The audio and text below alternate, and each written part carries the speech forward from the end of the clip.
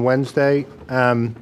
We have a lot of things to get to tonight, so I would expect everyone to be prepared, come in front of us with everything they need so we can keep things moving along. Our committee's ready to go, so can we have the first one starting out is 516 Watch Hill Road.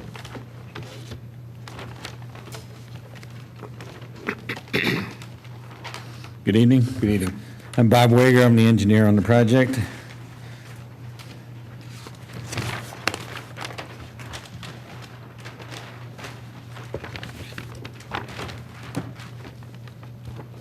Basically, we're building a large addition to an existing house. As you can see, the shaded area on the plan is the addition. There's a small one in front. The only tree affected is this 18-inch hickory right here. No other trees are being taken down. That's pretty straightforward.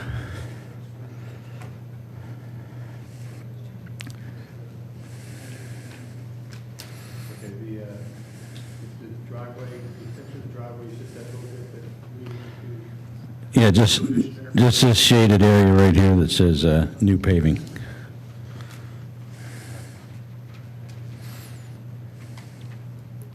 Mr. Chairman, if I may, so this is one of the plans that really comes before the board solely because the amount of dirt moved and the fact that it's a grading permit with just the one tree. So just to put it in some kind of context. Thanks, Steve. So we have your detail on your tree protection at the bottom there, and Right.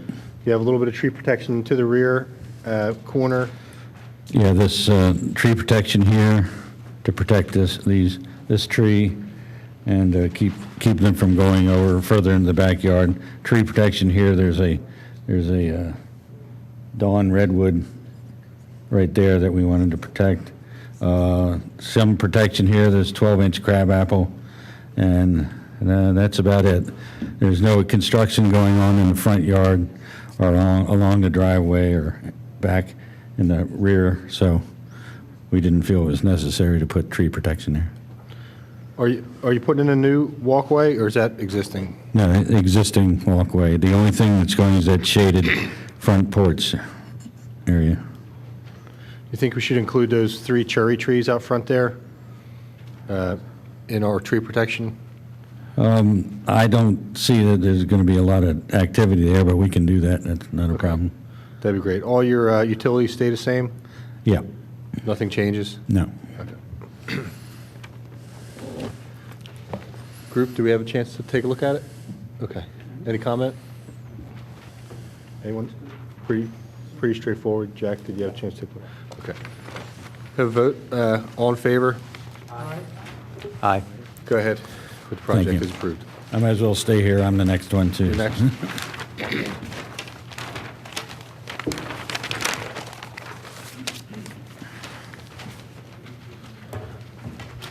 Okay, number 2 is 204 Ithan Creek Road.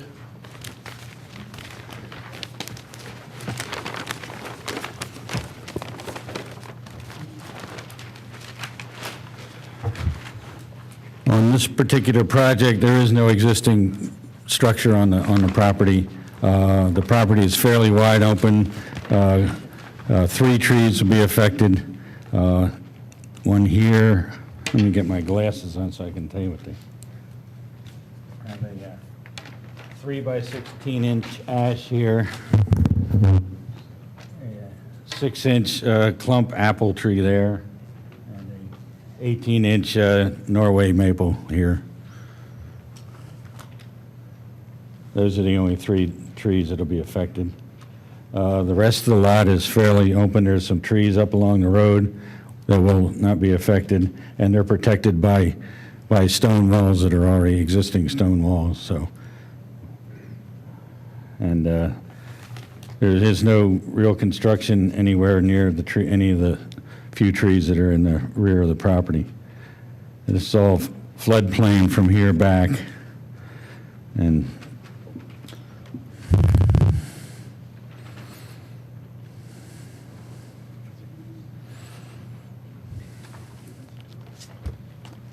No, because they're just taking, this 3 trees are coming down, right? right.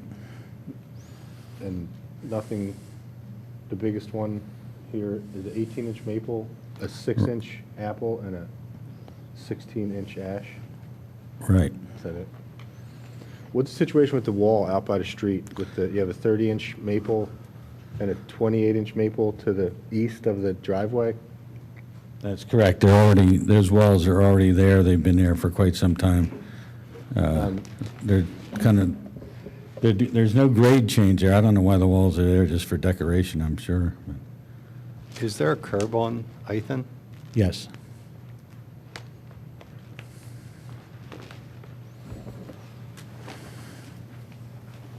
Do you see just that on the opposite side of the driveway, you have a 10-inch maple very close to your driveway cut opening entrance on Ethan Creek there? Looks like it's just in the right. Right, yeah. And I have tree protection fence just on the edge of the driveway that goes around right through here. Was there presently a curb cut on that street for this house or not? No, it'll have this to be is a new new- curb cut. This is a new curb cut? The maple's going to be right next to your driveway. I mean, you're probably at, Well, I couldn't take it too much further this way, then we get into the wall and the big maple tree, so. I'm just wondering if it's a worthwhile tree, whether it's going to be able to live there with all the excavation going on right next to it. The driveway is going to be at grade, so the only real disturbance will be probably, blocking off the roots, but we're not going to be doing a lot of excavating there, so. And the proposed water and gas,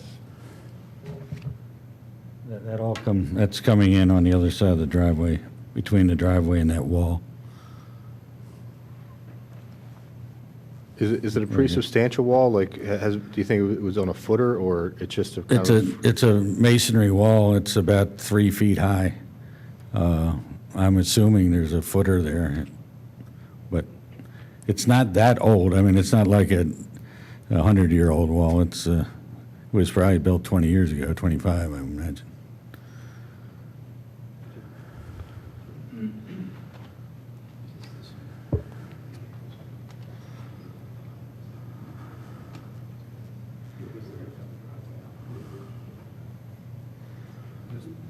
There's a little 10-inch maple. It's going to be so close, you might as well just take it out at this point. Okay. Little maple tree. It's going to be right in the way of your construction when you start to dig, so. All right. And do you have any leeway on this water service and gas service? Because you're going to be into this 30-inch maple, its root systems pretty significantly with your, not only with your driveway cut, but by digging this ditch between the wall and the drive. You're going to be, no Yeah. matter what the footer situation is, we're going to have some root activity Right. in that area. Okay, yeah, well, I can take them under the driveway and come out on the other side. It shouldn't be a problem. Is it possible you could just move the driveway a little bit to the left, or is that that's a non-starter? Well, the way the geometry, they wanted that to kind of come in and look right at the front of the house. All right. Well, it does make sense. But I mean, even if you countered that driveway a little bit to the west, Yeah, I could move a little bit.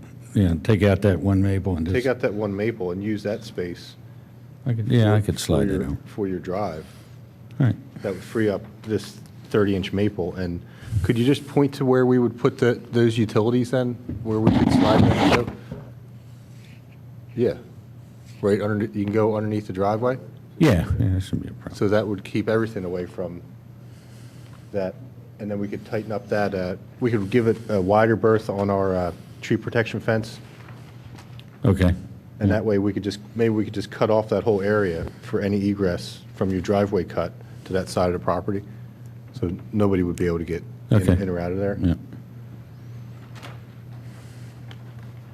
Because this is so tight, would you be opposed to putting in tree protection along the street also, just so we don't have contractors kind of hopping the curb and parking underneath the root zone between that little wall around those trees? You mean On this side where the big trees are? Or? Yeah, on the street side, so you could totally box them in with tree Yeah, protection. I can't imagine anybody would come over the curb here. The trees are right there, and then the walls are on the other side. But yeah, I can throw some. I'm just thinking maybe the trees are going to do more damage than the vehicles would if you put something there. It would just really limit anybody being able to park. You know how things get very congested Yeah, during I guess construction. if you put tree protection fence there, then it would eliminate people parking and then getting out and walking across and Exactly. dragging wheelbarrows and things. Yeah. That'd be great if you could All right. just kind of encapsulate that whole area between the 28-inch maple and the 30-inch maple, all the way to the driveway cut. Okay. Remove the 10-inch maple on the Right. west side, And- and then counter that driveway over to the west, Okay, and then move the utilities to the other side. and move the utilities underneath the driveway. Okay. Group, do we have any more comment, any suggestions on this one? Gus, we took a look. Jack, do you see where everything's getting configured? Okay. All in favor as it stands with those recommendations? Aye. Aye. That passes. Thank you.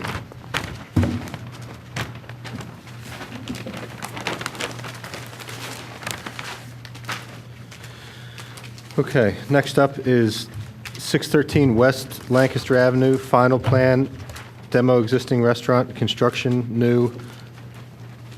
If I'm correct, this was in front of us before? Correct. It was in front of you as a preliminary plan. So this is back as final. Knowing that you have a long agenda, I'll try to be quick.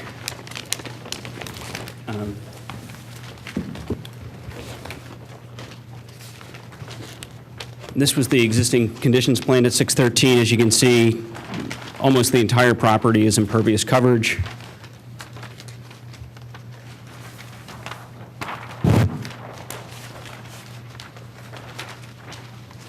This was the plan that was in front of you as preliminary plan. And I'll just really note what's going to be the change is this area right here, you see the parking spot that came in on an angle in that, was that northeast corner, and then this island here in the center.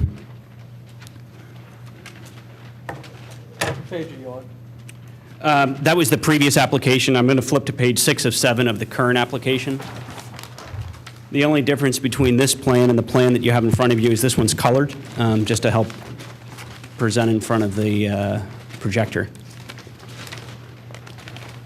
So if you look in that northeast corner, we've removed that parking space, increased the size of the island, and added one tree. So the net change of this plan is we added one tree to the plan that you approved previously.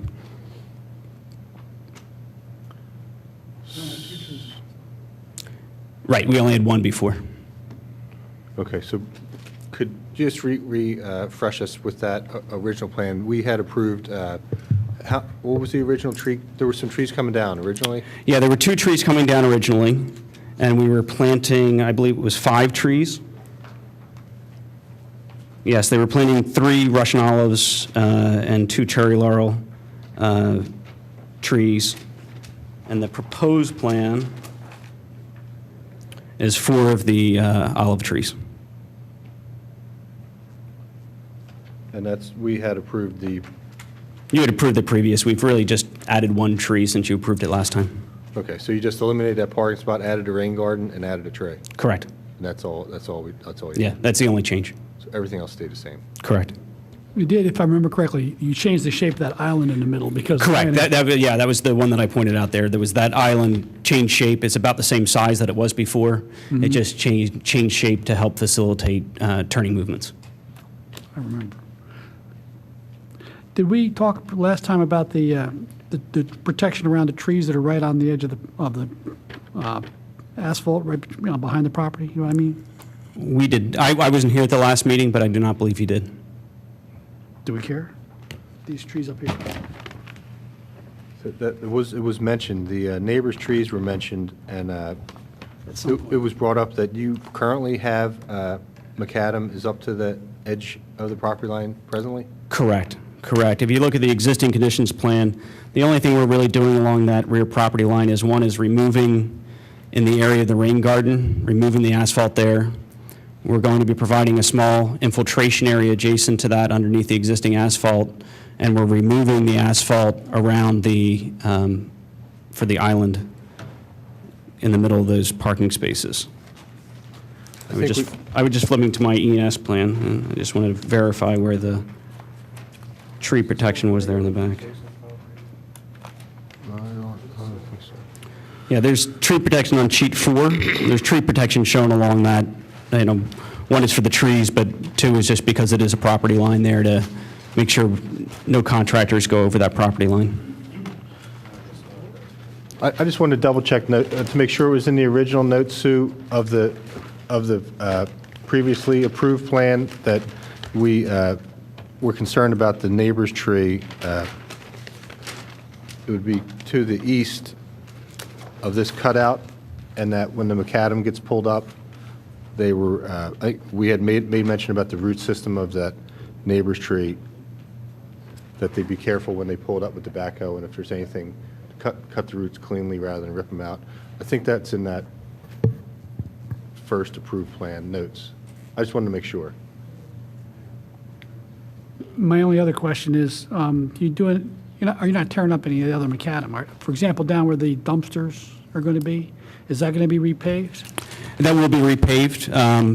Much of the existing macadam, some of it will get milled, some of it will get an overlay on it. So most of it's actually going to be a fill condition versus a cut condition in that area. So it'll just be on top of the dirt that's already on top of the roots? Correct. Top of the macadam that's already on top there. Is the dumpster area, that's not going to be like a concrete pad, that'll just be macadam? I believe one of our conditions is actually to provide walls, that we are going to do block walls around that. So would that would rest on a footer then? That would be on a footer, correct. Where's that area that we're talking about? The northwest corner?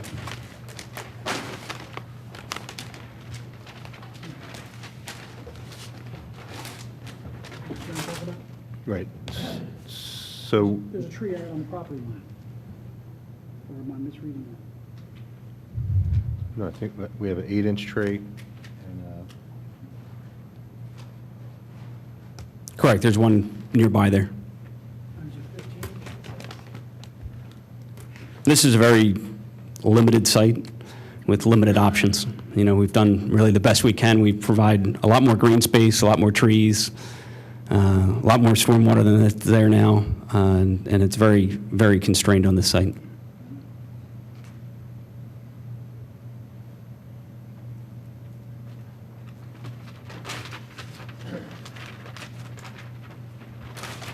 So this new wall is just going around the new dumpster area, 10 by 10? Correct, it's just to enclose the dumpsters. So we're just digging a footer in this 10 by 10 area? Correct. It's a perimeter wall around a dumpster is really all that it is. Okay. But it's going along the back property line? It's a couple feet, I would say, looking at the plan, it's probably 18 inches off that back property line. Very close to it. But it's going to be a line across the top? Yep. But it's just in that, it doesn't really show it on here, it's just in that 10-foot space though, right? Correct. Not the whole length of the Not the whole length, correct. painted parking space? No, it's just for the dumpster. The other portion of that's going to be used as a loading zone on the asphalt.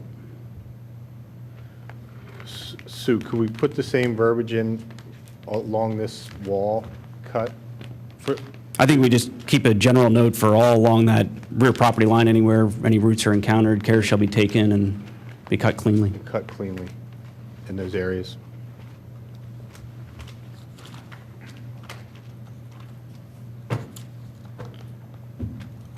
All right, any other further comment by the board? Nope. I'm in agreement. Everybody in agreement here? Aye. Go ahead. Very good. Thank you.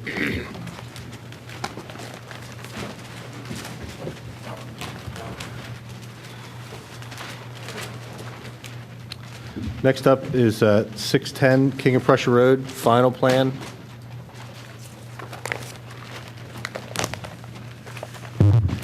Good evening, I'm Howard Holden. I'm the Coordinator of Capital Projects with Cabrini College. And before you see a plan for the Dixon Center expansion. We came before this commission in 2012 and received a preliminary approval with one condition, and that was that we consider reducing the amount of parking on the north side of the Dixon Center. We have done that. The Dixon Center addition has changed since when we first came before you. It is now a 28,000-foot addition as opposed to the original one, mainly for the addition of some academic programs. We were able to reduce the amount of parking because we went back into the Township code and discovered that we had overestimated how much parking we would need for this particular addition. I think the best thing for me to do at this point is to turn it over to WRT and site engineering to explain the details unless you have further questions for me. We had seen this plan before, right, Howard? Correct. The same exact plan? Yes. And it's a deletion of parking now? The original addition was on the west side of the building, and now it is on the east side, and that is mainly because of a change in program that just happened in the past 2 years. Our athletic program is very healthy. The athletic students tend to be the best students on our campus. We feel this is a good plan for the college. Thanks, Howard. Thanks. Rob? Hello again.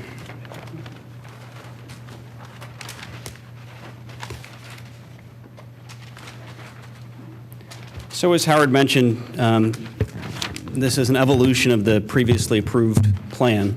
What I have here in front of you is this is the previously approved preliminary plan for the entire campus master plan.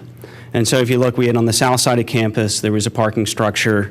There was a parking structure on the north side of campus, a campus center building, some reorganization of parking in front of the campus center building, in addition to the Dixon Athletic Center, a new driveway, the Dixon Center parking lot that Howard referred to on the north side, a new link road on the east side, and then 2 turnaround circles in 2 different locations. So that was the previously approved plan. I wanted to just show you the evolution of where we stand and where we're going, just so there's no confusion.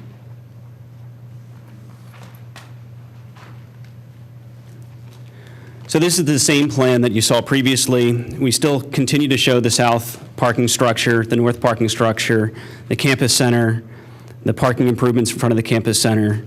There's a modified, and I'll call it the master plan parking lot to the north of Dixon, the link road, and one of the turnarounds. The other turnaround is going to remain as is. So this is where we're asking for an amendment to the preliminary plan as part of our approval process, and that's where this stands. And really the only change on the plan is the area right around the Dixon Center, the Dixon Addition, and that parking lot to the north. So what we're now moving forward with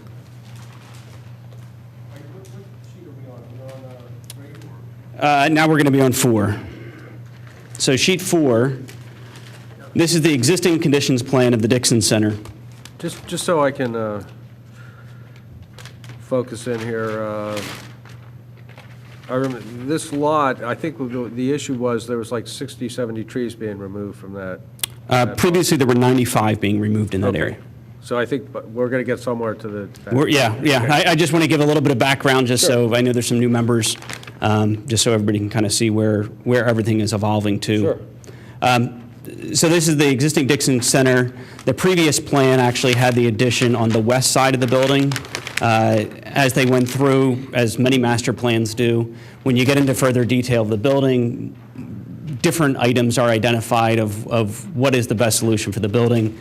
The addition really consists of locker rooms, some storage spaces, and a fitness center, which is stacked on top of that. We recently went to zoning and received a variance to exceed the maximum building length. But so building length was a constraint. You know, we can't just expand in any one direction. We needed to show we've minimized those changes or minimized the need for relief.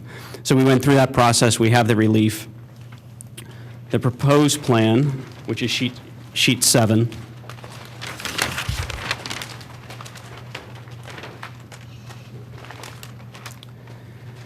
The addition is now on the east and the north side of the building.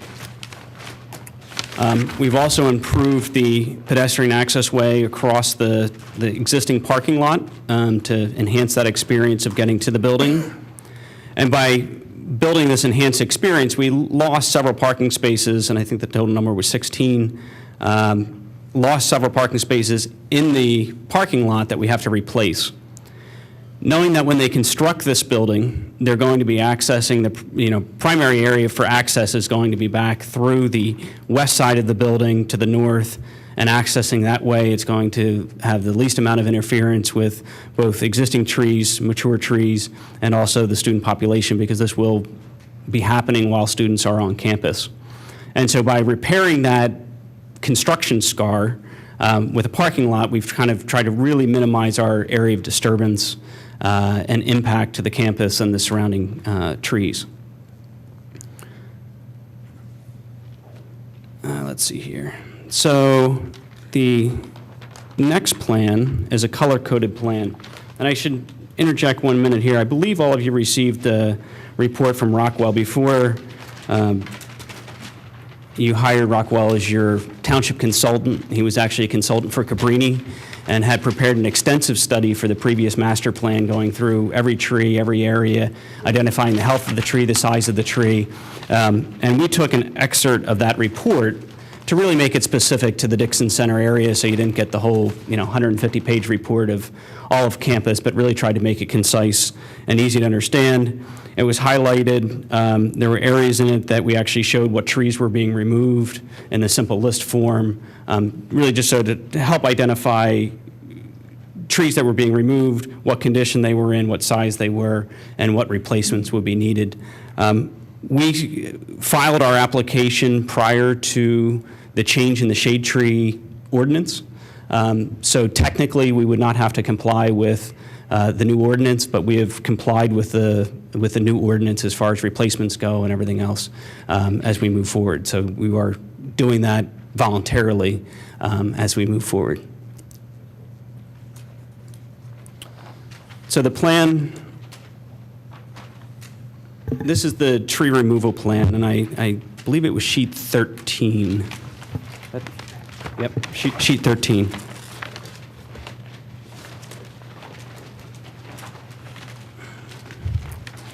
So this was a color-coded plan to highlight the trees which are going to be removed as part of this project.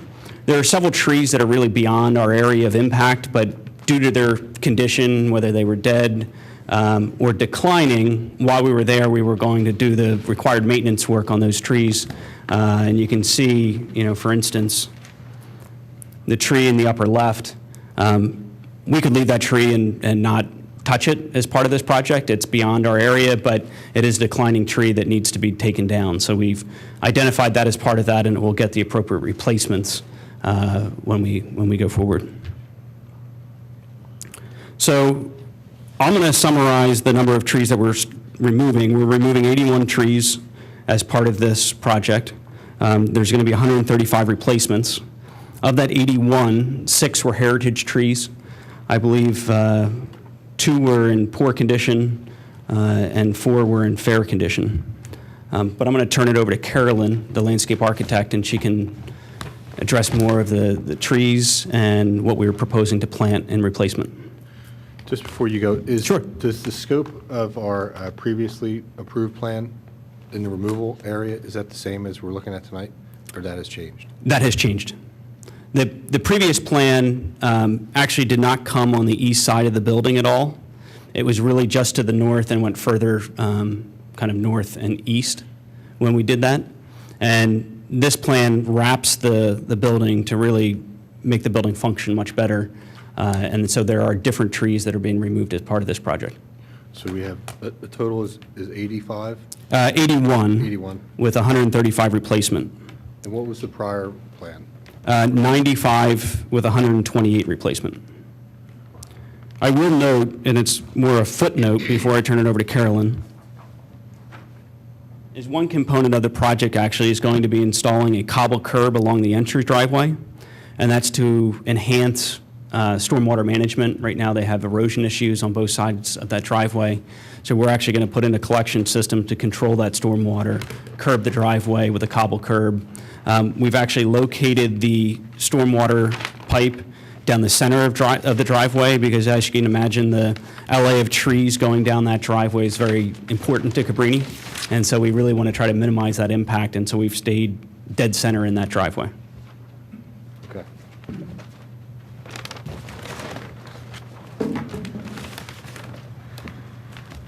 Can I ask a quick question?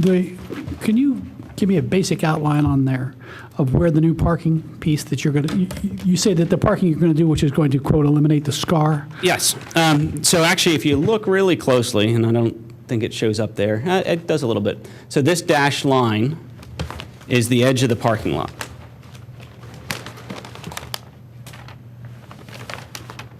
All right, thank you.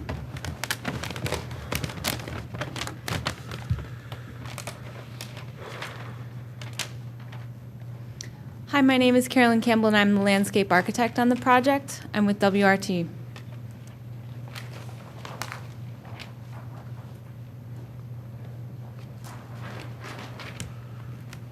So this plan incorporates both sheets 15 and 16, which is the planting plans.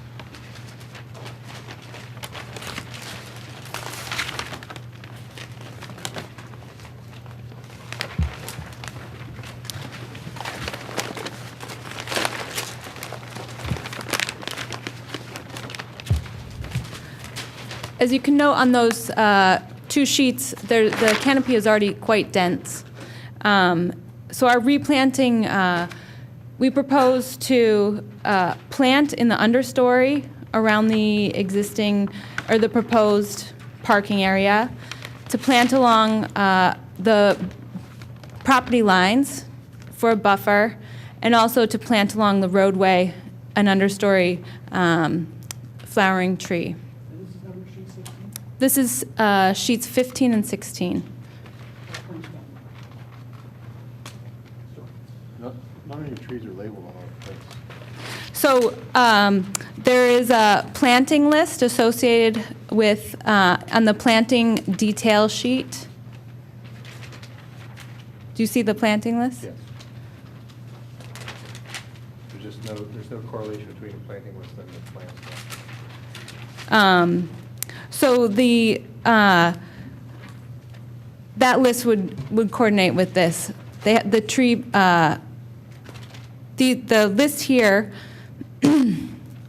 would be these trees. I haven't called out all the trees yet, but due to availability in nurseries, because of the quantity of trees to be replaced, some of that will have to be correlated with the nurseries.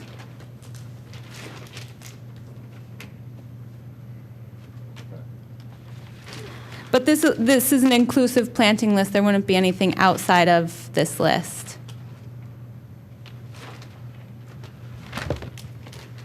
I know what you're saying. You can't even see what's under here. This is overlaid on the Yes, so plan, but you can't that see is it. sheet, this sheet, Can't see this it. is the match line here between sheet, this is sheet 15 here, and this is sheet 16 up here. The line weight, what we have in our plans, all we see is the circles for the We can't trees. see the, We just don't know what, we can't see the addition or any of the infrastructure at all in this. or barely, just like a Okay. little? Okay. So here's the existing gym. Here's the proposed addition here. This is the parking area here, the proposed parking area. Here's the proposed new connection to campus with the proposed shade trees in the parking area. The existing connection to campus would be replanted with new shade trees. The front entry changes. We would add new shade trees here along the front drive, and What kind of trees are, just as you go through, tell us what kind of trees you have so we can put them on ours. sure. So there's a requirement in the guidelines that there should be 48 new shade trees. So the trees in the parking area would be the shade trees, red maple in the parking area here, ginkgo to extend the ginkgo line from in front of the gymnasium. There's a large population of tulip trees in this area, so we would take that tulip community and bring them here to incorporate the existing garden into the new front entry for the addition. There's sassafras on site, so on the edges we would plant some sassafras. In the areas where it's more shaded, we would plant the smaller ornamental shade trees, such as the dogwoods, Cercis canadensis, Hamamelis vernalis, and Helicia. The same would go along the entry drive.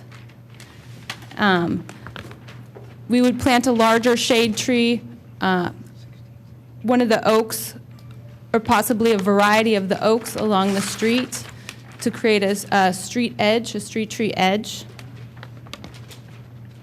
And then also coming in along the drive, we would replace the trees that have died along the entry drive with the larger oaks as well. Okay. The plant list doesn't mention sassafras. That's in your, Under the ornamental trees? oh, it's under ornamentals? Oh, okay. I thought it would be under the shade tree, but, So on page 16, is that east, is that those large oaks? Where I Right. get- is that the- I can't, that would be on the top. Big oaks up top. she said down here too, right? Yeah, and then they want to supplement the row of oaks. There's oaks along the drive, so I guess most of these will be oaks. So the Is oaks that would, east? Or what direction is that? Mr. Chairman, Yes. could I suggest the applicant come back with the plans that we can follow more easily? You know, if that would make it easier for you to comment on the unhighlight, the layers that are not highlighted. I don't know if that would, and then the matching tree, you know, lining up the trees along with the list Right. for further review, to come back where we can actually, That would help us just a great deal. suggestion, sir.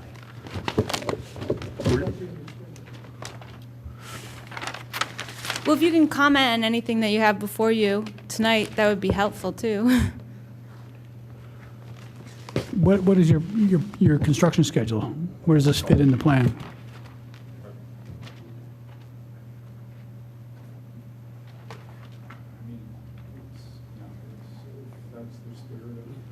Rob Liebert again.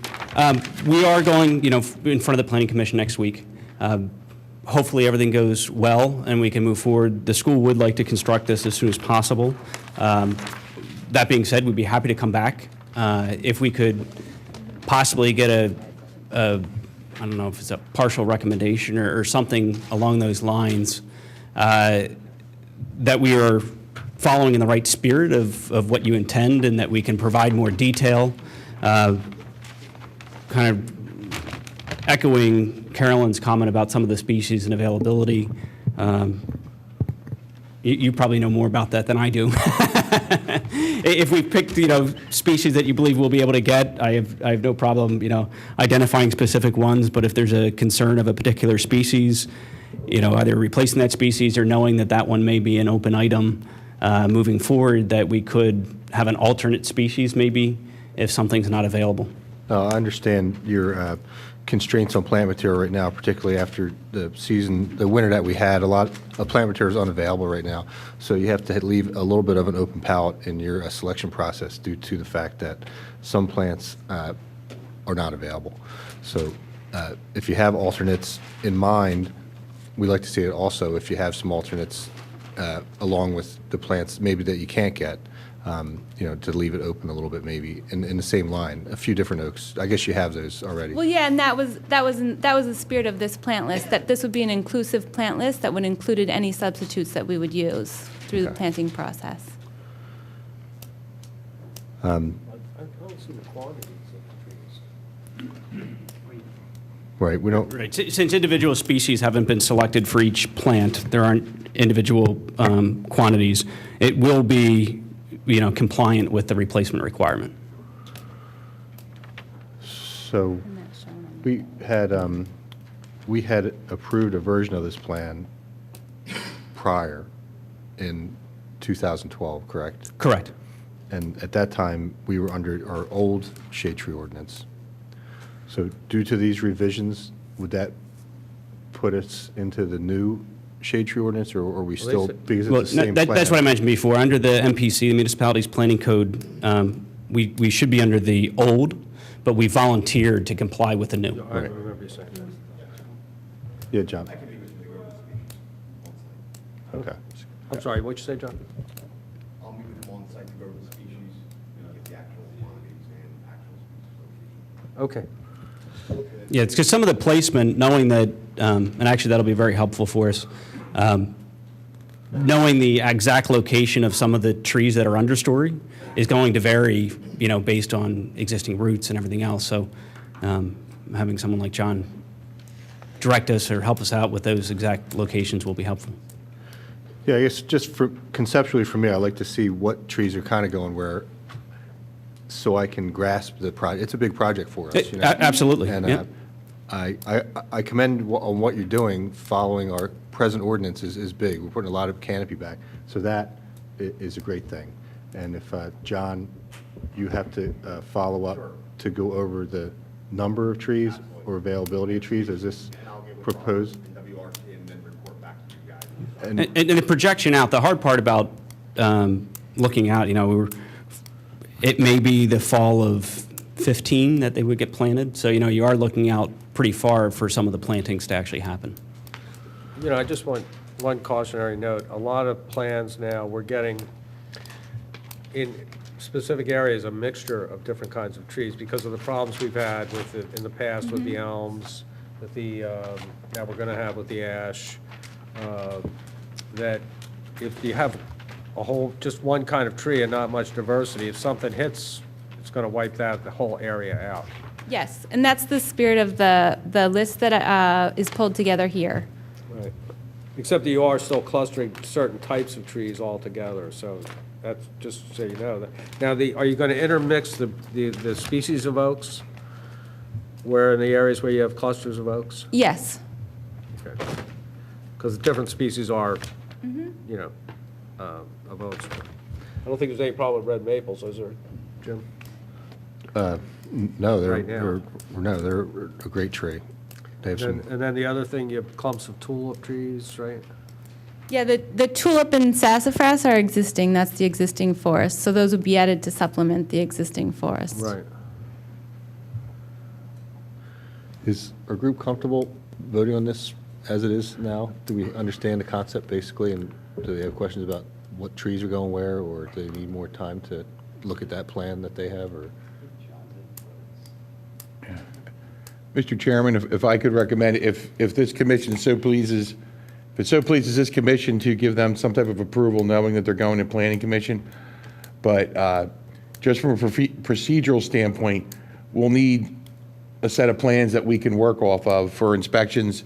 So if they go to planning commission, they can come back to this commission with plans that are more easily read, it won't slow down their process, but it gives us something for the record so that when they're recorded and our inspector goes out, they can really tell what's going on. And we have no problem coming back. Yeah. Again, we just like to, it's a long process. We just like to continue moving forward, and we're happy to come back and work with you like we've been, continuing to do. Well, that'd be great on conditional approval, and maybe if they can just come back and just show us the landscape plan, just so we can grasp what's what, and go on from there. We can do that. Would we agree on that? You're talking about actually having the trees labeled on the plan? Correct. Yeah, okay. And we'll give them conditional approval tonight, so they can go ahead before planning, and then we can just visualize what they're doing. John's going to look at the plan list with them. Okay, we're in agreement there? All in favor? Aye. Very good. Thank you.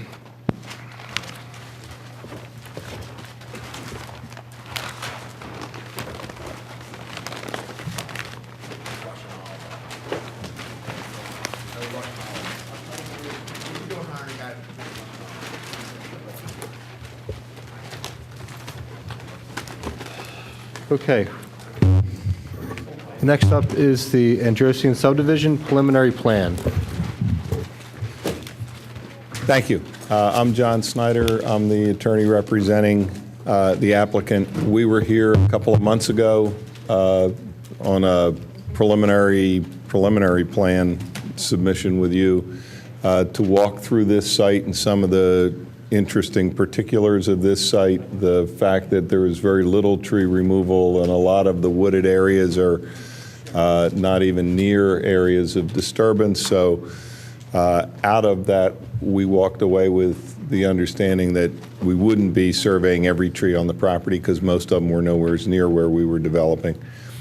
Secondly, that because of the nature of this site and the placement of the homes and the improvements and so forth on the site and the existing long views and vistas that are on the site, that with respect to street trees and trees within the development, that as we developed, we would then deal with those once we saw where the houses were going to be, whether there were multiple lots bought for one house instead of all the houses and so forth, so that we weren't destroying vistas or changing the nature of it, but that would be a as you went part of the plan. But from the preliminary plan itself, there are certain areas that should be reviewed now and are a part of the preliminary plan. Basically, are buffers from the rye field that the township is buying, our treatment of the existing buffers along the perimeter of some of the areas and so forth. And Lisa Thomas is here to walk you through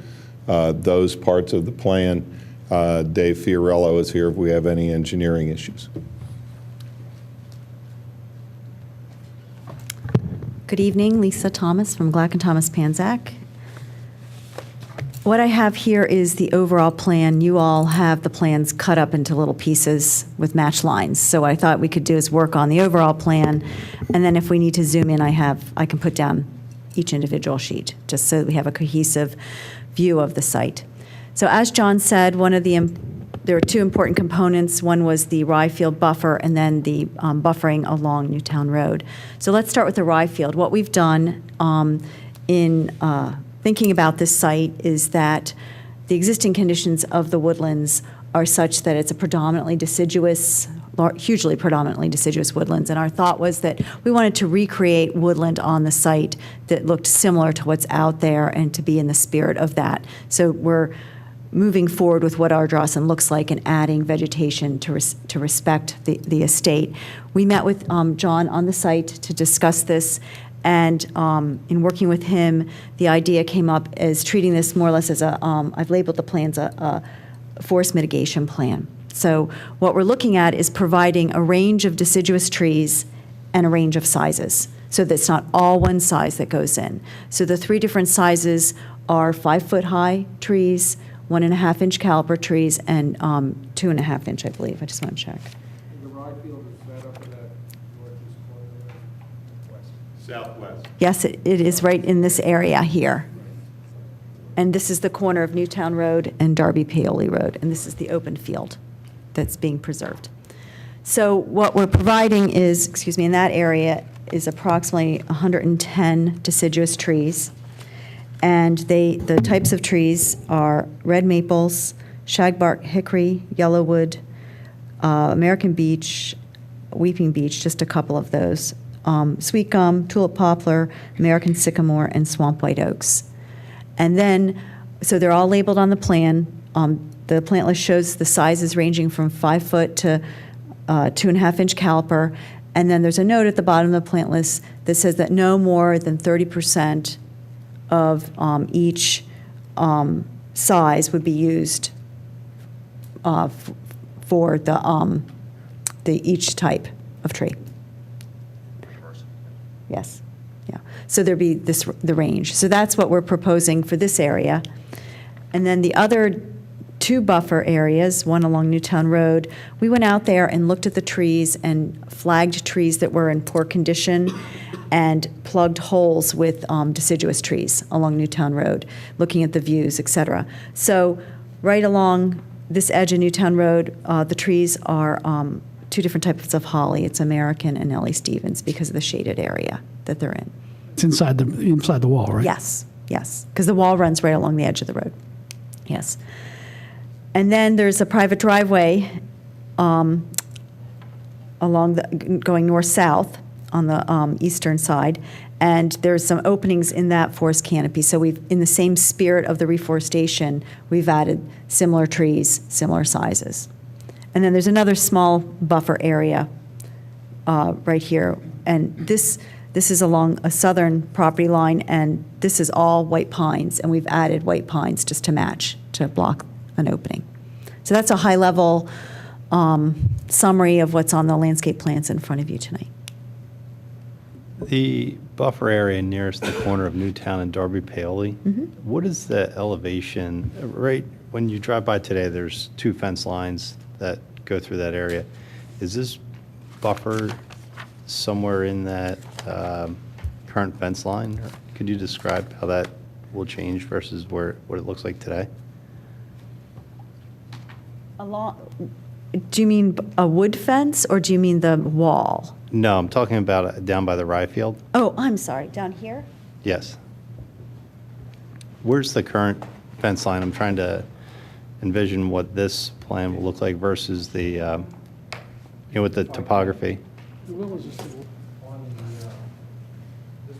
shows a little bit more of the topography. Yeah, mine's later. Fence line that you're speaking of. Do we have the handheld?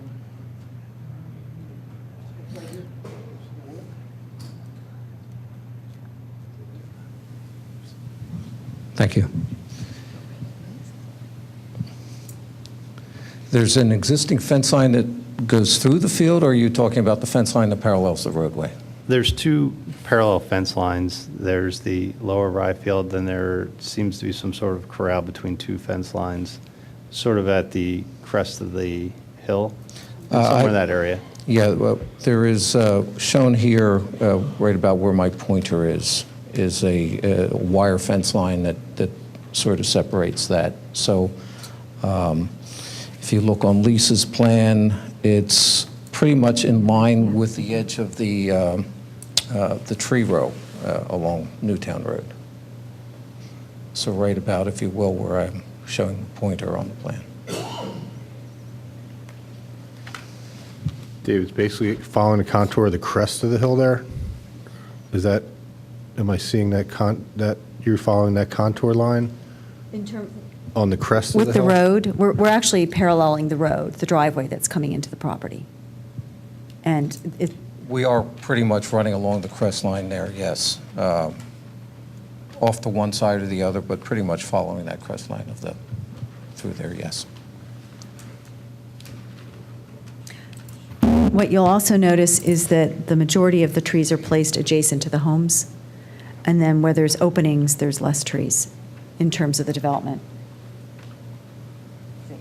Right there, that's more of an opening. And so we've clustered most of them right along where the homes are, and then kind of loosened it up a little bit as it reaches towards the hedgerow. Okay, so when you look at that from the corner of the intersection of Newtown Road and Darby Payrolli Road, what you'll do is look sort of up the hill, and there'll be a row of trees. And behind that is where some of the residences will Yes. be. You may see pieces of the residences, especially in the winter, when the Yes, trees are... yes. But in the summer, not so much so. As the trees matures, no, because there's about 110 trees in this area. Also remembering that each one of these units, the lots, will have their own personal landscaping too, related to their homes, in addition to this. You're not showing or not anticipating, let me choose my words carefully. You're not, are you showing in any way, shape, or form any of the trees that people might plant on those lots?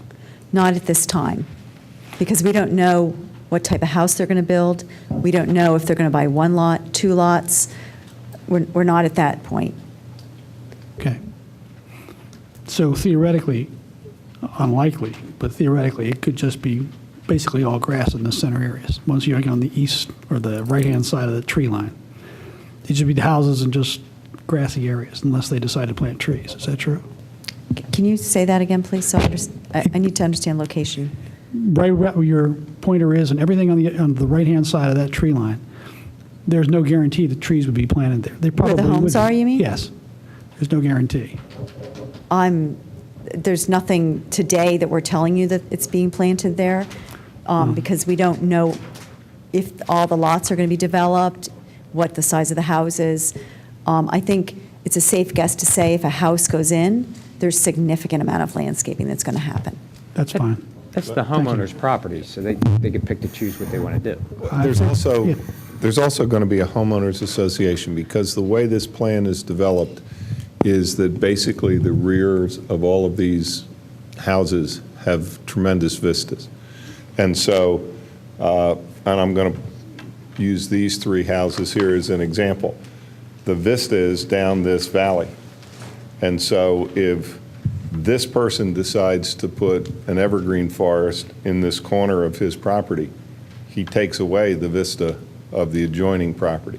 So the landscaping plans for the individual properties will go through the homeowners association to try and maintain those sight lines that we're designing this property to enhance and protect. And what are those, all the property lines in the center of the plan? These? Yes. These are the areas that are not approved yet for residential development, probably will never be approved for residential development, or intended to be sold for investment, and hopefully, and I have to say it this way from a legal standpoint, hopefully for gifting to the Conservancy. That's the type of program we're trying to run there.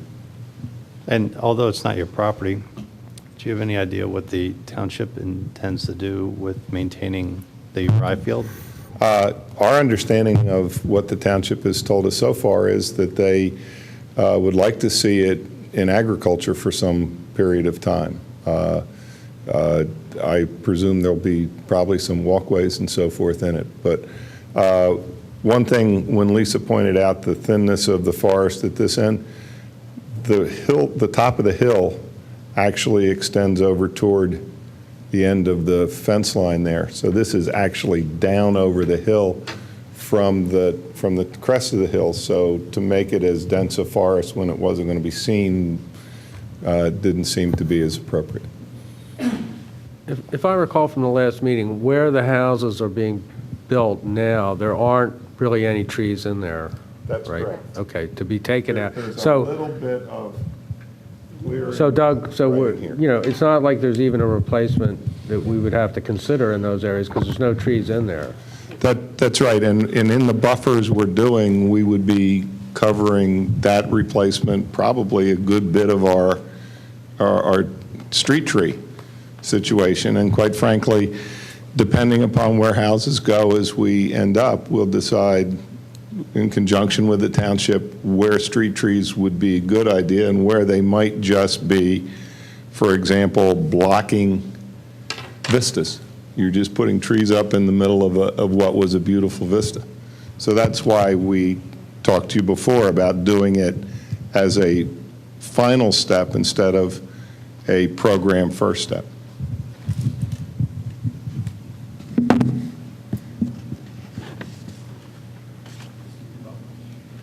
Could you explain one more time the size of you when you first spoke? You talked about the 3 different sizes that you were going to mix. And what was the smallest? Was it inch, inch and a half? It was I believe 5 feet, About 5 feet. 5 feet, which is as tall as me, basically. Okay. And then it's an inch and a half, and then it's 2.5-inch caliper.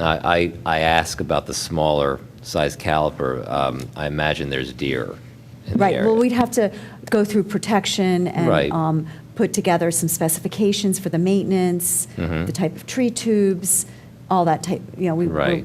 put together that for Just the with a smaller caliber, Yes. you want to give it a high fighting risk. chance. Yes, there's a high risk there, so Mhm. we would be using appropriate tree protection around the trunk for that. Okay, Yeah. thank you. All of them, actually. Sure. Yeah, Mhm. yeah. Okay, And the homeowners association would be, working through that all right. in terms of the maintenance. So basically, what you're coming today with is just basically a planning, approval for the plantings in these buffer areas? Yes, exactly. I'm sure there's going to be tremendous amount of planting as this project evolves with trees and the buffer. Where does that fit in with when you have to do some removal work besides the hazards and the declining trees? Say you have to start taking down some trees and the compensatories start to trigger. Well, we want to be using some of the trees we've already planted towards the compensatory trees. That's what I'm getting at then. So So we would be keeping charts as we move Right. forward So with that. This thing is just kind of starts to evolve Yep. with us. Yep, and we would be And keeping track of it track and of kind of where talking to you things- along the way And then- and checking it. Where do our smaller diameter trees fit into our compensatory situation, John? We are going to come up with a scenario where we'll take, inch for inch to meet our requirements, which we talked about with the site. So if we want a 2.5-inch tray, Correct. and our 5-foot trees are 1 inch Right. or 3/4, whatever that breakout would be, 3-to-1 or 3-to-1 or 2-to-1, whatever the chart would be. For the forest mitigation plans, yes. And then that gets all put into one pool That's correct. that the compensatories take out of at the end of the day. Right. Okay. And our plan is to meet once a month during the construction phase to come up with that plan. And then, just since the project is so big, as a supervisory role, how does the township plan to step in to help manage the project through its infancy all the way toward the end, through trees that are going to be viable and live, trees that are coming down? Because you get in a situation like this, and you just don't know how many trees can come down, because there might be more trees than you know about, actually, when you get into the hedgerow kind of situation. Is there new language going to be broken down for us, Steve, as far as this goes? Well, as the applicant said, that, this project is very unique in the way that they're approaching it and trying to maintain it. And, Mr. Hosbach noted there is going to have to be a maintenance plan. So with any project, as it goes through completion, at one point, there's going to be the financial commitment.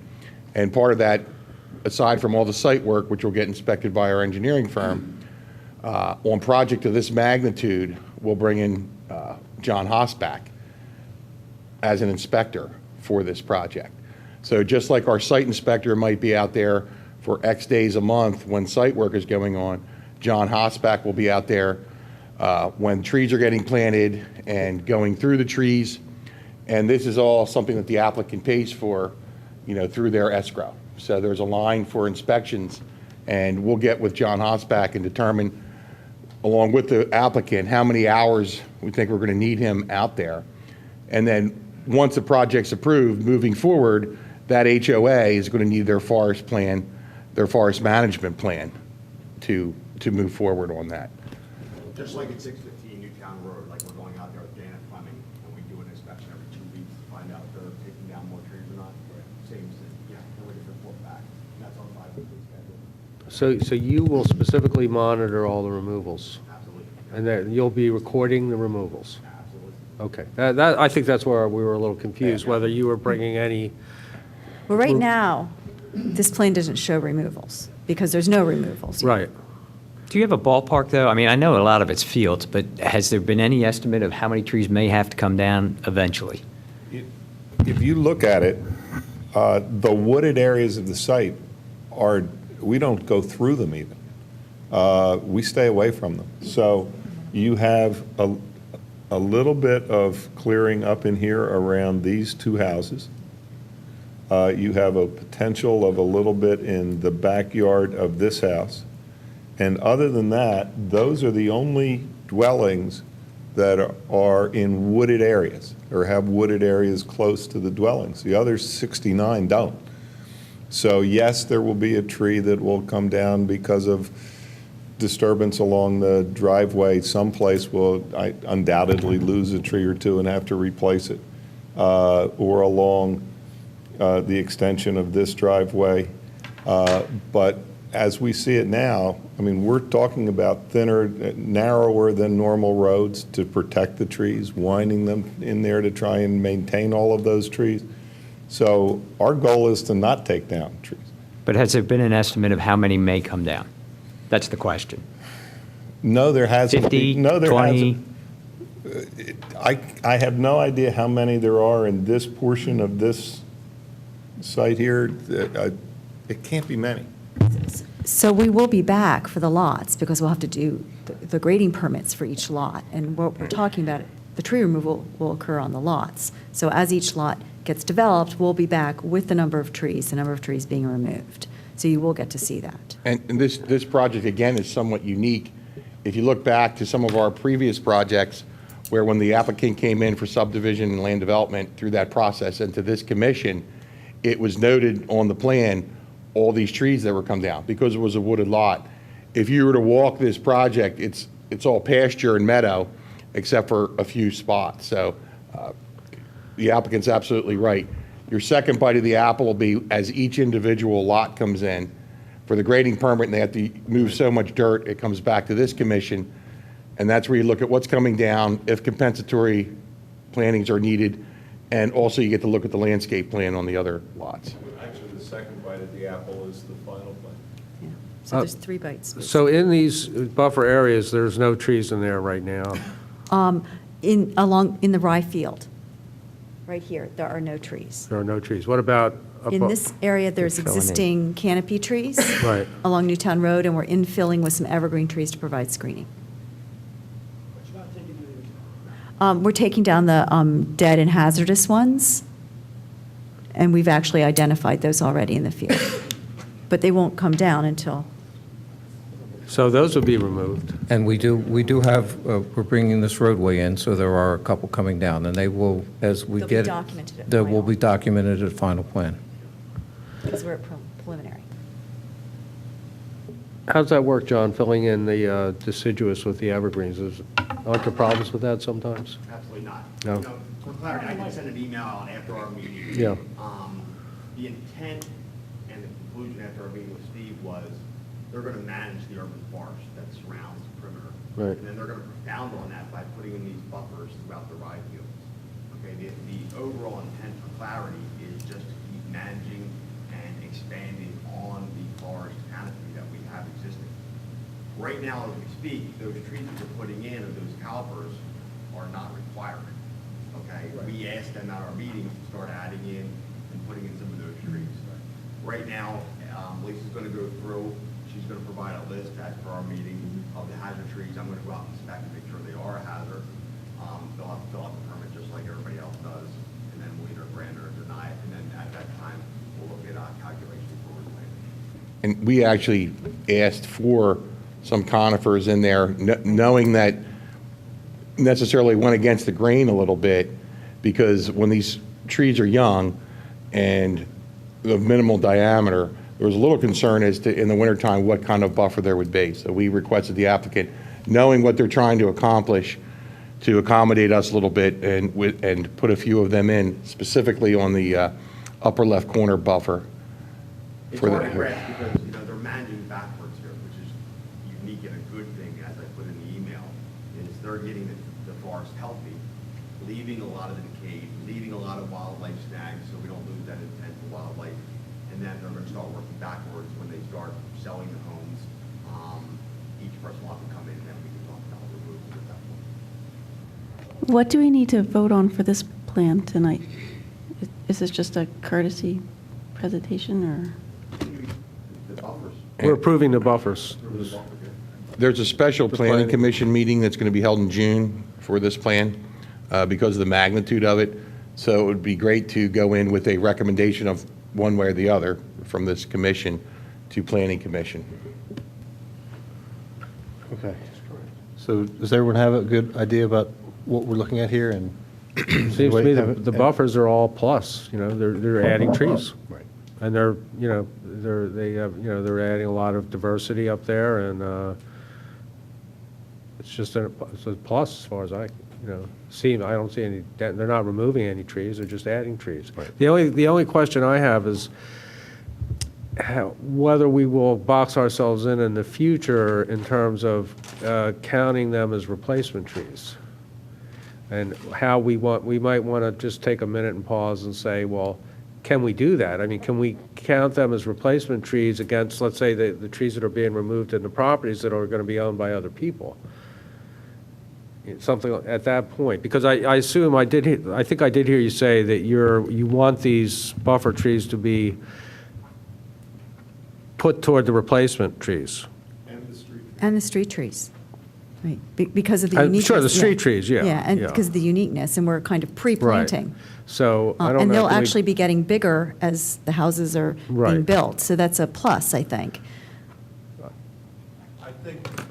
I just don't know if there's a technical problem to doing that. I think the way you do it is that you're making a recommendation of the nature of the buffers on the preliminary plan. When we come in with the final plan, we'll be able to tag numbers with respect to the number of trees in the buffer, the number of trees that would come down from our improvements. Right. The number of trees that are coming down on the individual lots, if they have to do replacement trees on those lots, it's minimal.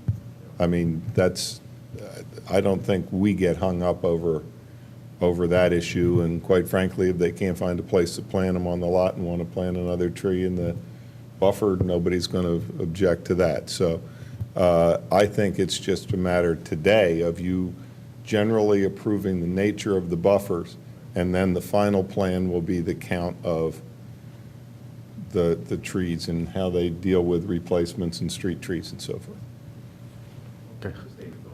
So I think we ought to not basically include the replacement.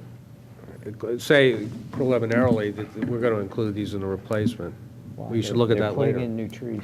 And I if mean, you they're doing remember, they're doing what they're supposed to, just backwards. They're putting in trees before they're taking. Yeah, I know, but I think to approve the buffer, we don't necessarily have to make a decision on the no. replacements right now. You don't. and if you remember, so as on those lots, there's a symbol for a house. But obviously, each of these houses are going to be somewhat unique, and that's when we get back to that grading plan. So the only replacements you'd be looking at up front through the process is what may be taken down for one of those roads. So if you approve in theory the buffer and the replacement schedule, where we allow them to use them in the buffer, that would be my recommendation to this committee. Yeah, I think what Steve's saying is. Right. Yeah, exactly. Yeah. Keep the lots separate. The lots are to be separate. yeah. So everybody, Can I ask a quick question? There are a couple of places where there's current stands of trees, right? Like if you down the bottom right-hand corner, for example.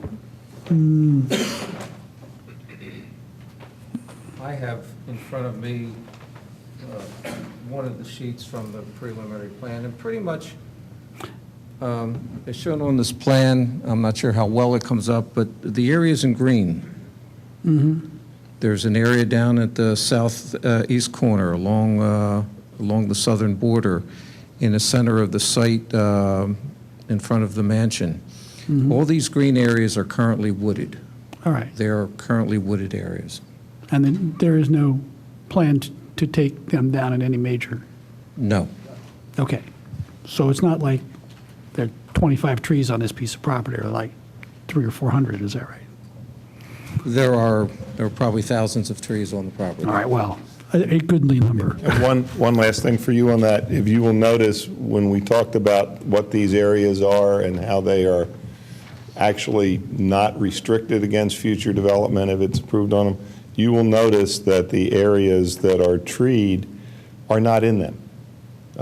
They have been added to open space areas so that they're not even being called potential for future residential development under the plan.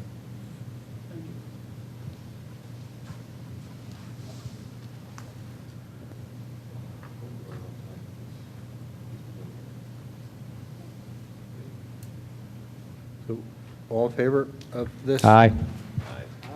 Ayes have it, so we go forward. Thank you.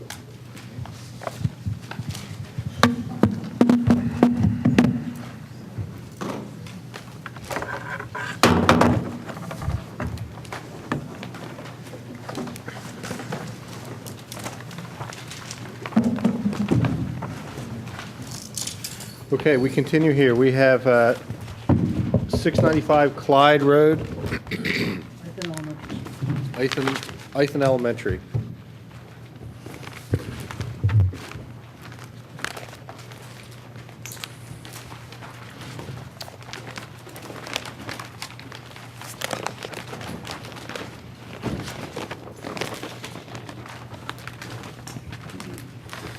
Good evening. My name is Kevin Momini. I'm with Momini & Associates.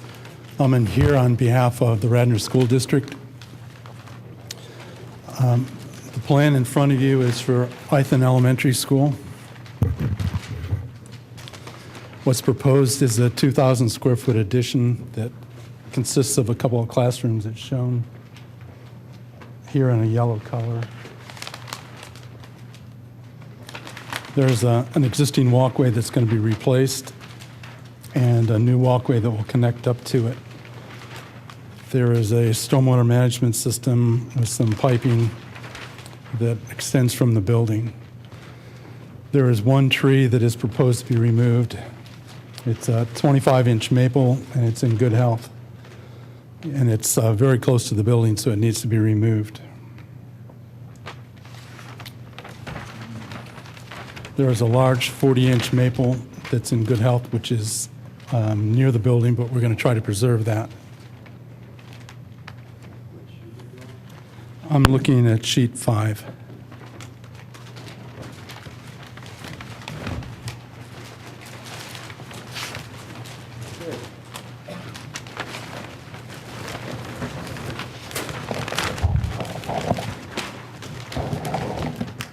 How big is the addition? Pardon me? How big is the addition? How many square feet? The addition is 2,000 square feet. The building, existing school, is very large compared to this addition that you see here. Well, how come it says only 369? Or am I miss? Well, the reason the addition is being done is that it's moving the students in from an existing temporary classrooms that have been there for years. So when you remove those structures, the net increase is very small.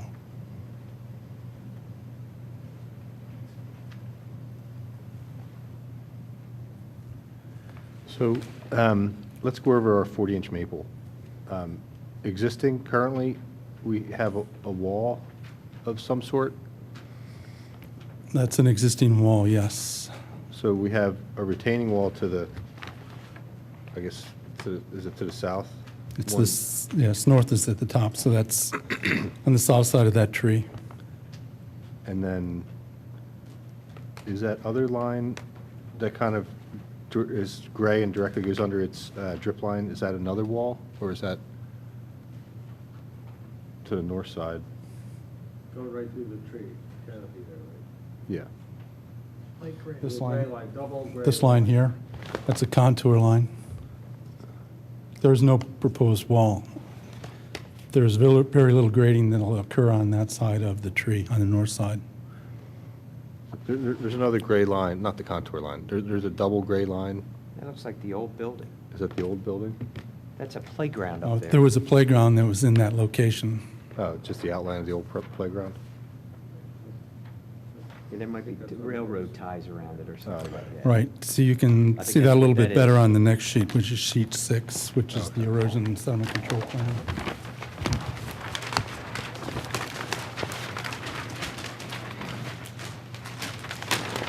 Yes, I believe that's a railroad tie that delineates the play area.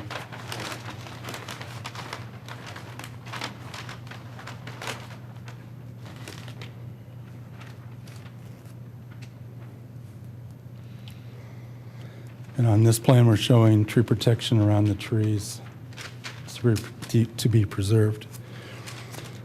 Because of that tree, the replacement, according to the formula, would be 3 trees and 2 would be large canopy trees. The specific species and location would be determined in coordination with the school and with Mr. Hosback.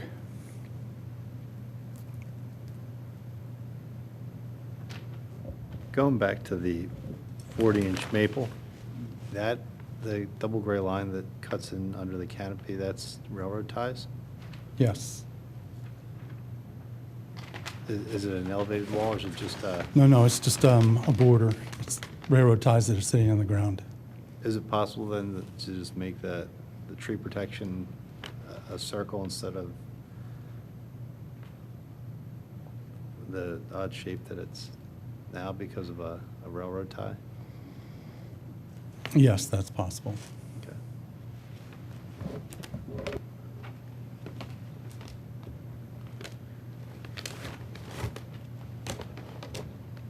So we're going to be into this 40-inch maple root system pretty aggressively with the footer from this. Most likely, yes. Was there any thought to moving this structure toward that circle at all, or? There's very limited space in order to put this addition. It has to work with the school and the location of the classrooms. So it's the only real location that works for that addition. Was there any talk of, putting it on piers or anything like that? It is a slab on grade. Are you thinking of some kind of specific construction to minimize the? Just something cantilevered piers, it's on slab anyway. I mean, something to give us, maximize the distance of the actual footer, or putting in 4 piers instead of a solid wall to minimize the impact of the root zone when we're digging. All right, I can check with the architect on that. We're just, we have our footer that's going in, then we have a grade change with that contour just to get the water past the tray. There's just going to be a lot going on in the root zone of the tree while this construction process goes on.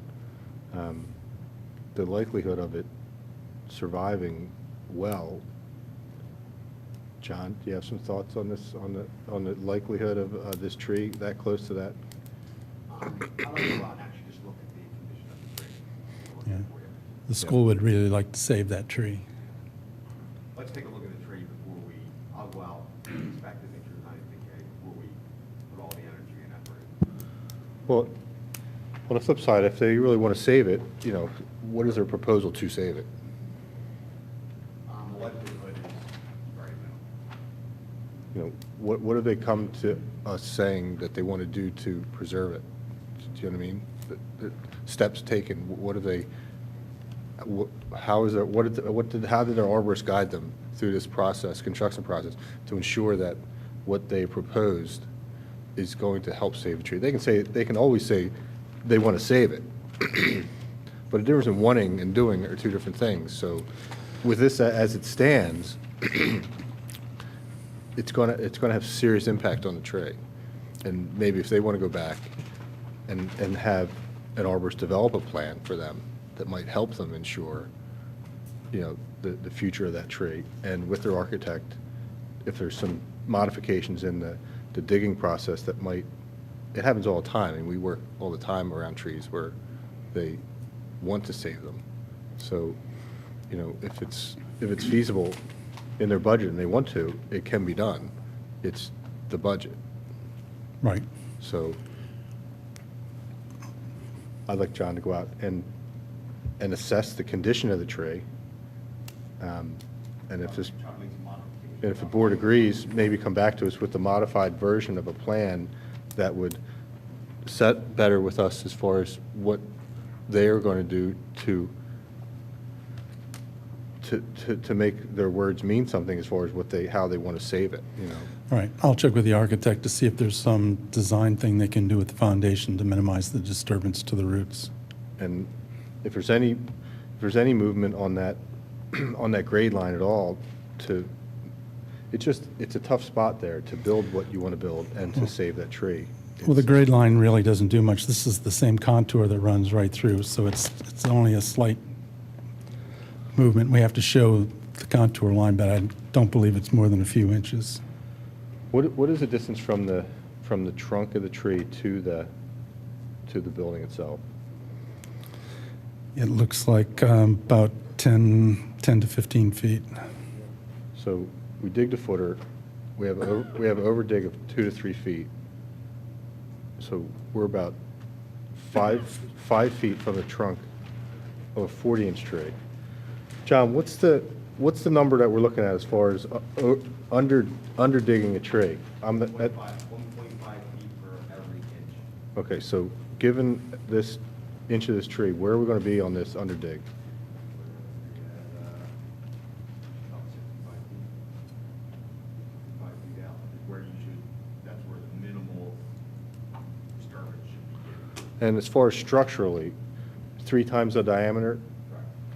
So at, You're at 120 inches. yeah, so I'm at 10 feet. If I get within 10 feet, structurally, I'm going to undermine the tree. I'll be so impacted the root system that I could have failure just because of soil disturbance at that point. So, I mean, is that, you have to go ahead and take a look at it and see? Okay. And Mr. Monning did reach out to me, and obviously we're slated for time. We'll come out, look at it, see if we can make the changes, but, you know, obviously we'll make sure the tree's suitable for construction.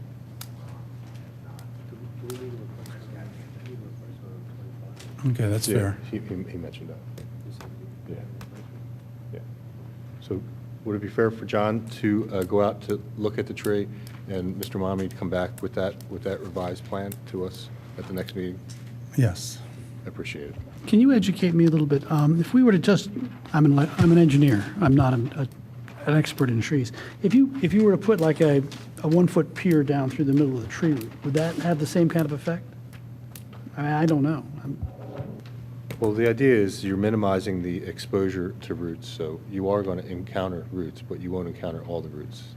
Your percentage of root loss will be minimized by putting piers down instead of a solid wall. We need to have a vote on this. Do we agree to have John take a look and this to come back to us at the next meeting? We're in agreement? Yep. Yes. I'm just not clear on the specific. Well, what would, we need to see what the plan would be, what the change in the plan would be after the meeting with you to see how we can save the tree. Did you give us something specific on the replacement for the 25-inch tree? Only the fact that there would be 3 trees, 2 would be large canopy trees, and that we would work with John to determine the best location. Okay. So maybe we can do that at the same time. Thank you. You all agree, right? Yep.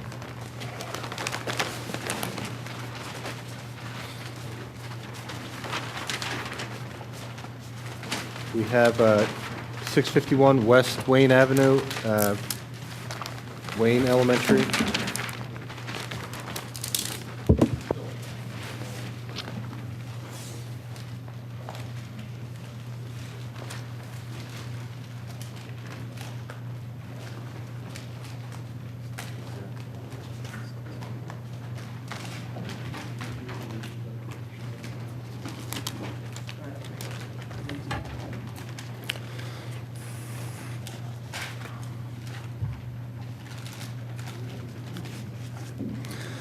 Kevin Momini again for the Radnor School District.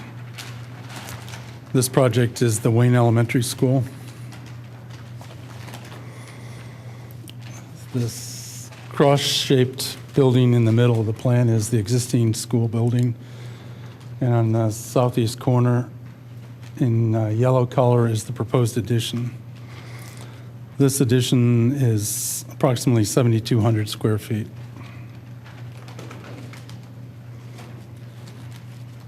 And there's 6,330 square foot temporary housing, which is in this area, which is being removed.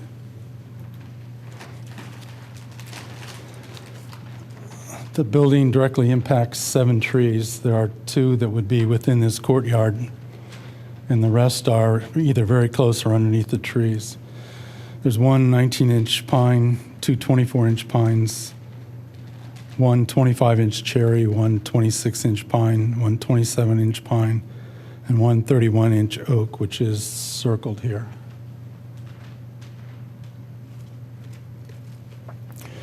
There's a stormwater piping system and stormwater management system that's off to the west side of the building, which doesn't impact any of the trees.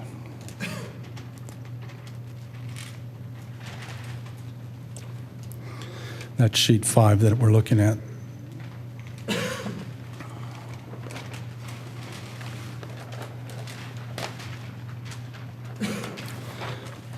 Our total number of trees coming out is The total number of trees is 7. 7. They're all in generally good health. And by the formula, there are 24 trees that would be replacement trees, 16 of those being large canopy. And again, the specific species and location would be determined in coordination with the school and Mr. Hausbeck.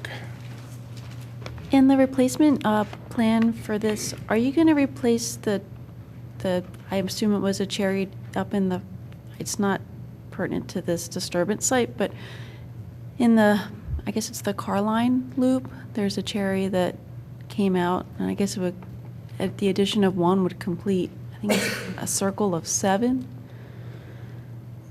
I'm sure that could be one of the replacement trees. Yeah, it would kind of complete. It would make sense to do Yeah, that. it was so beautiful when they were in bloom like 3 weeks ago to complete that. There's a big hole now from, I guess 1 was felled.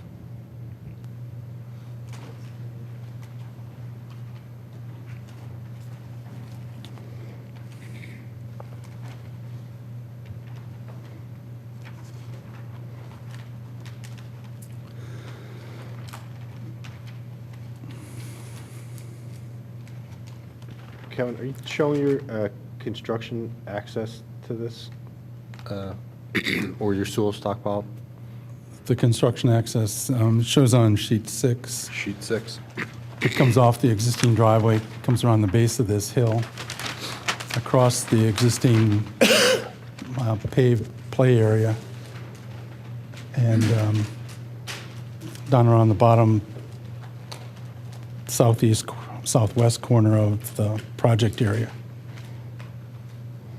So it's in here. So it's this access, utilizing some temporary paving and existing paving.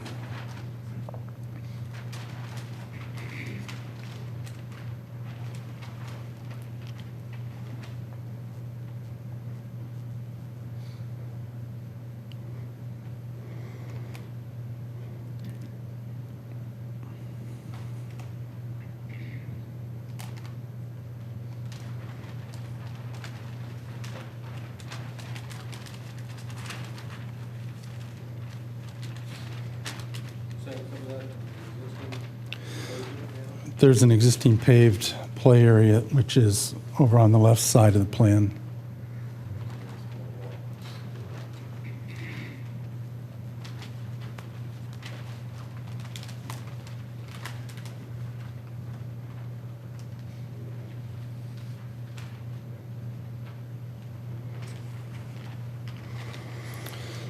And the stockpile, soil stockpile is shown to the west of the new building addition.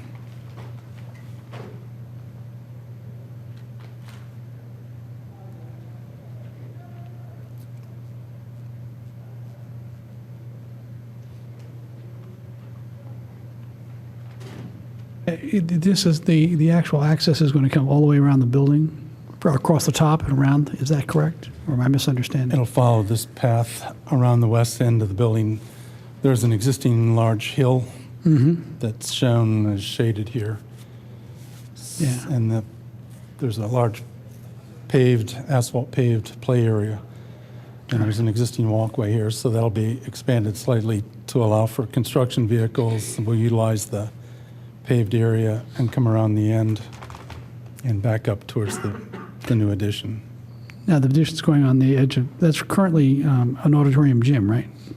Is that what's on the back of the building there? My kids went here. I'm trying to remember what it looks like. I'm not real sure. That's okay then. Don't worry about it.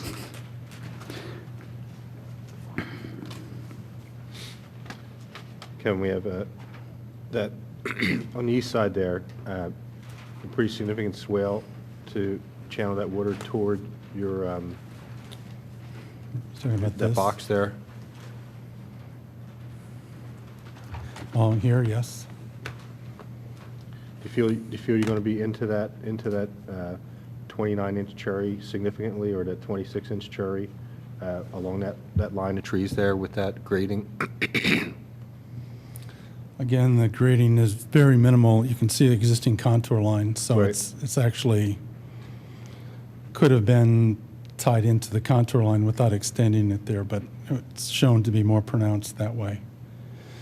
But there is little or no grading that's near that tree. And then you can see there's tree protection that would be along that entire line to protect those trees. Would we have room to build the building and to possibly move that tree protection a little bit closer to the building at all? It's certainly possible. I don't know how much space they need, so I hate to crowd them too much. Whatever room they could give to that 29-inch cherry and to that 26-inch cherry, just by moving that that fence a bit. We'll see what we can do. Might lessen the compaction on their root system if indeed they're going to be that close with machinery or something on that side of the building. Understood, Is yes. it possible? Is that going to be a slab? That's going to be a slab on grade? Yes, So they're going to have to get concrete trucks back there, are they not? yes.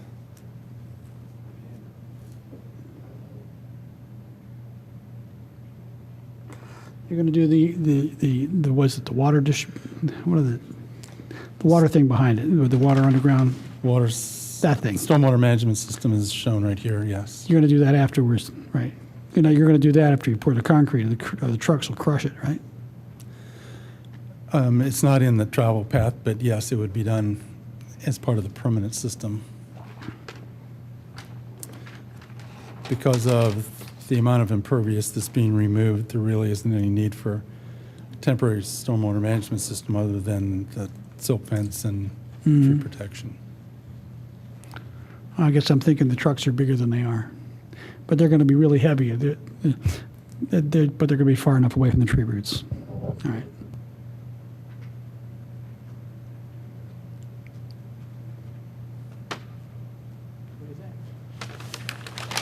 Okay.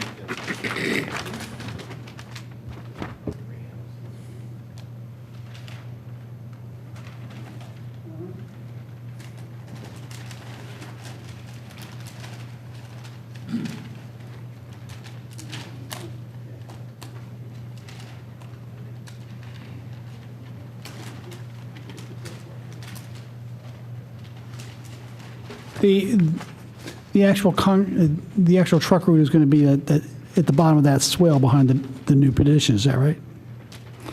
The truck's going to turn around and back in there, right? Or is it going to? It's going to go forward and just pour down into that. I'm sure they'll be backing in from some point, probably turn in the paved area and then back up from there. All right. Is that going to be? I keep looking at these, especially this one tree that's right on the tree protection fence. What is it? That's a 12-inch pine. All right, well, that's, thank you.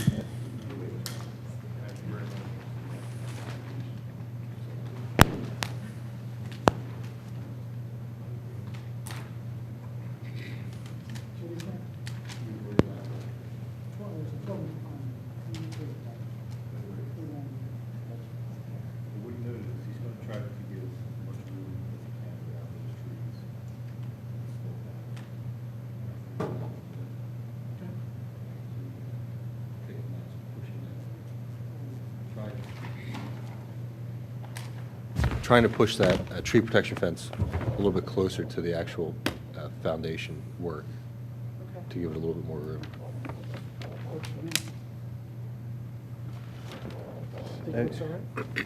Yeah. We have any other comment or questions for Kevin here? Anything else to add? Okay. You want to prove it to us, the tree, the replacement tree out front? Right, we're going to, John, did you note that one of the cherries could be in the compensatory list? You were going to help with the placement of the trees? Does that need to be does that need to be put on a plan? Not necessarily. Okay. I like to actually make the field where we're going. And the type of tree? I think what we'll do is we'll meet with John and select the species and location. We'll put it on the plan so that you have it documented. Right. Yeah, that's what I was thinking, yeah. We usually do have it on the plans. Otherwise, I guess. Okay, all in agreement here? Agreed. Aye. Very good. We're approved. Thank you. Move on.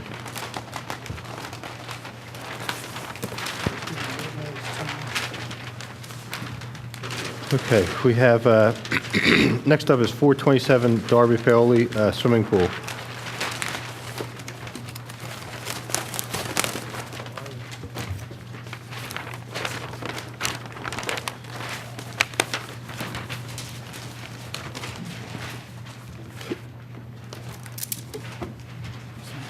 Steve Brady, and I'm the owner of the property at 427 Darby Paoli. My wife and I are proposing to put a pool in, and we have made sure that all access would enter down the long driveway.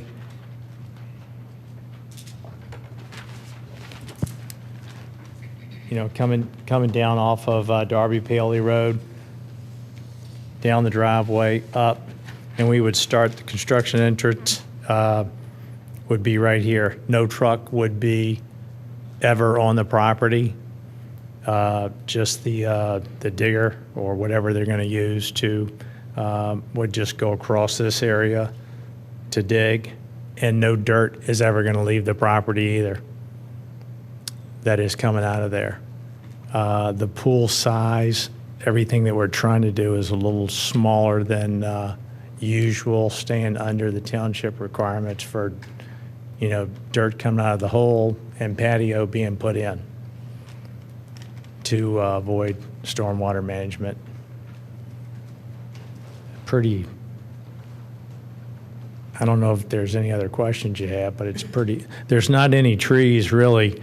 There's a pine tree that is on the adjacent property that Round Hill and, you know, the association owns, and that's not in very good shape, but that's really the only tree that's anywhere close. Maybe this tree in the corner where the stone wall is, but that's pretty far away too.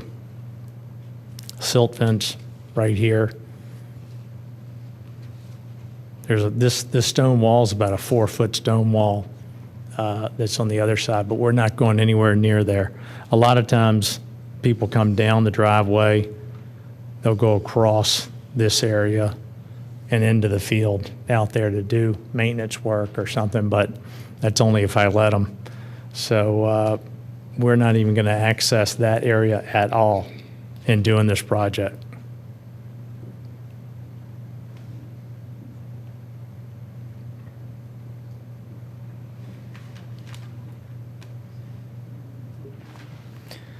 What about the swan? You going to put a fence up around the swan? I'm glad the swan's there because it's kind of keeping some of those geese tamed. Is it doing I actually it? don't know where that swan came from, but Oh, really? That just showed up? it's been there for 3 months, Ah, maybe 4. It's pretty nice, though, isn't it? yeah, it's great. What's even nicer is I don't have to take care of most of that property. Right, right. So, but I do anyway.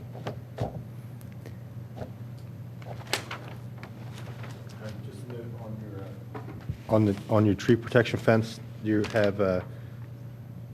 you have some detail?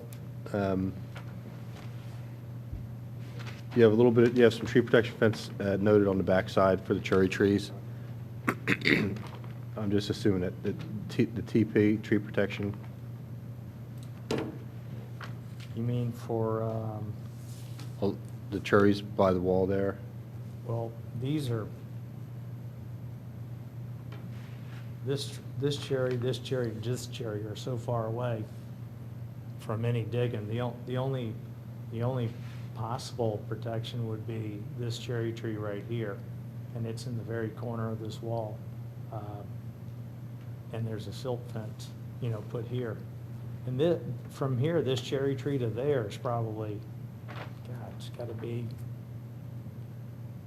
from here to the wall anyway. Yeah, I was just referring, you have a grade line change coming in right to the downward side of the pool here, where the 289 is, 298. Right, I see that. And then you have your silt fence, limited disturbance, and then the TP is it just signals your tree protection that they wrote in. Oh, okay. So on the detail, we just need to see the tree protection is what the code is.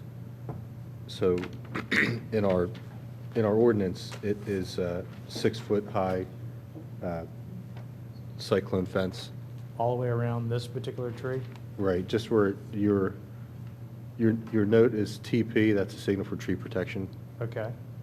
So we just need to see it in your diagram, just as you have a sketch for how your silt fence is to be put in. Yes. Would be similar diagram for what your tree protection would be. That's all. So you just need to have this drawing again with the fence around Yeah, the just cherry like, tree? Just like what you have on the plan's fine. We just need to see the detail on the plan. That's all. What they could just submit to engineering. Okay, and then is that something just to drop off? Yeah, they just. It'll be noted, Mrs. Jones will note it, and then if the board gives you approval based on that, you just provide the revised plan and assumption that you don't have to come back to the board. Did you see, your engineer put a picture of the fence here? Okay. So. But he didn't put it around there? No, it's like a picture of the cyclone fence, do you know what I mean? But there's no Okay. detail, like how There's got to high- be verbiage description of what the fence is. Right, exactly. It says that this is going to be 6-foot cyclone fence. It has to be okay. like in this verbiage here. Right. That's all we're looking for. It's pretty basic, just like Yeah. you have a silt fence, just so it's on your plan. Okay. And it's pretty straightforward. There's no soil coming off site, and tree protection will be up, and you should be fine. So we agree that it's okay if he makes those changes and submits it to engineering, he doesn't have to come back. Right, you can just resubmit with the plan showing the detail of the tree protection fencing. All right? Description, a description of the. Hey, Jim, it's actually on his plan, but not on our copies. If you could just push your plan up a little bit. Oh, it is? See it right there? Oh, yeah, okay. It's Yeah. actually there. I'm sorry. Down the Just bottom, not- move it's the not- bottom, move the bottom it's up a little bit. There you go. That information is not on our plans. Yeah. Sorry. So if you could just bring in some copies, the appropriate number of Of this? copies of that. Want me to leave this one? Yeah, just leave that copy with Steve. Okay. Okay, all in favor? Aye. Aye, ayes have it, you're approved. Why don't you Good luck hang on to with the that? We need a total of 5, so if you just hang on to that. We're gonna need 5 copies. but Okay, give us next that up one. is, Because you're approved, so we just want We to have make sure. 125 Hillside Circle, 550 cubic yards of soil taken off-site.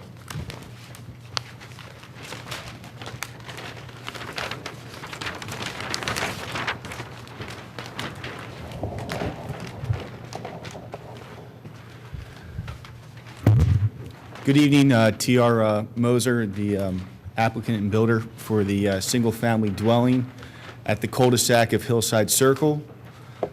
Currently, as you can see on the site, there's multiple trees that are basically street trees that are currently planted along the cul-de-sac.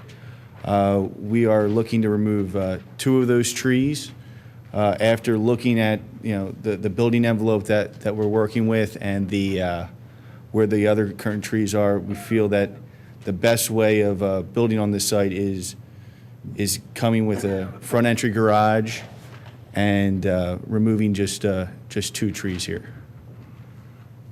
And then obviously with 2 replacements. The 2 trees are 1 12-inch pin oak and 1 6-inch pin oak. There also appears to be a 10-inch pin oak as well. Is it 10? There's a 6, 10, and 12.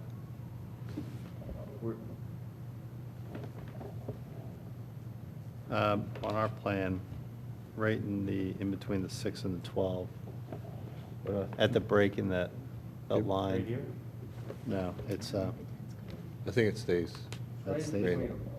Right in between the 6 and the 12 is a 10-inch. No, but the dot for that's in the middle of that. little Right, thing. they're not going to take that out. And they got I think protections. is the X a tree protection? Correct. The X line Yeah. is a tree As you protection? can see, the tree protection is here and here. There you go. Okay. So what is that, your sewer easement coming off of the east side here? Correct. The sewer, water is all coming up through here, off the, All your utilities are coming through that easement here? yes.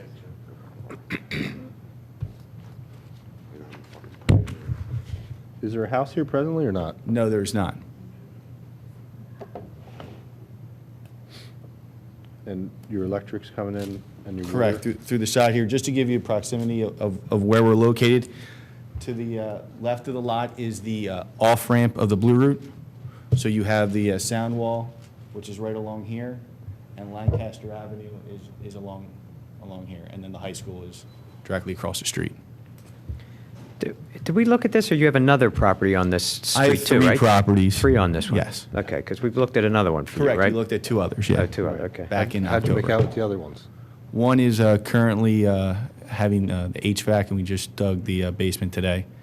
We're going to pour footers, but the rain held us off. So we have 2 trees coming out, and you're located those replacements with the double circles there? Is that, Yes, one's in the, basically, one's a street tree and one's in the way back? yes. Okay. Currently, you have a bunch of growth and trees in the, down here at the south side. And then our thought was to at least plant, one in the back of the property as well.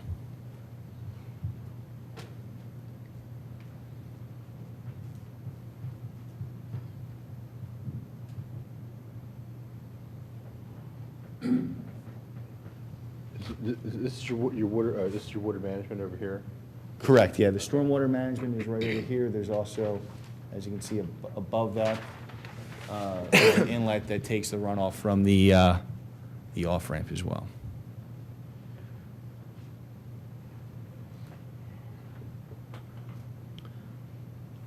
Okay. Do you have any further questions, group, for? These are the replacement trees here? One's there and the other. Right, the other's up. Large circles. Okay. All in favor of Aye. going forward? Ayes have it. Thank you. Good luck with the project.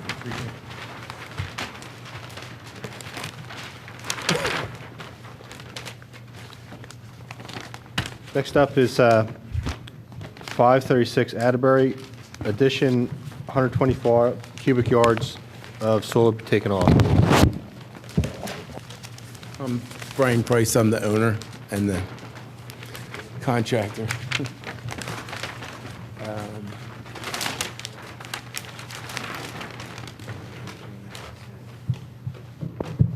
I'm putting a single-car garage onto the existing garage attached to the house.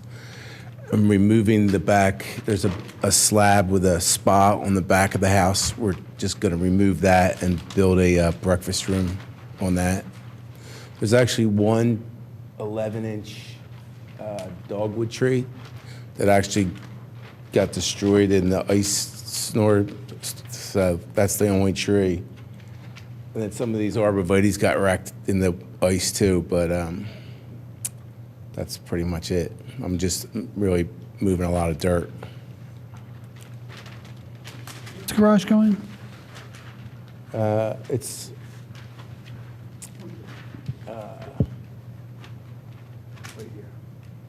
That's the tree. Where's the garage? It actually died. That's where the new car, that's where the single car garage is going. You go back to page 2, you'll see the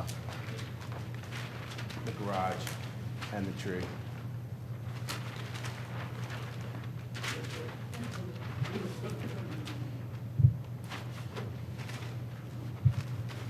Now, I have tree protection all down for those arborvitaes to get that concrete slab out of the backyard. So they're probably going to come around right where those arborvitaes are. On page 3, you'll see all the tree protection.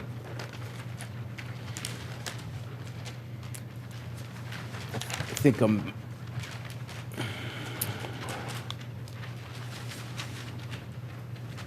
Yeah, I'm adding 400 square feet with the garage. And the total, with removing the back patio, is 757. So that's all that happens in the back, it's just that patio comes out? Yeah. And then all the soil's coming out from the front, basically where the dogwood is? Yes, the garage, yeah. Where the garage is going Yeah, to be? that's going to be on a slab, yeah.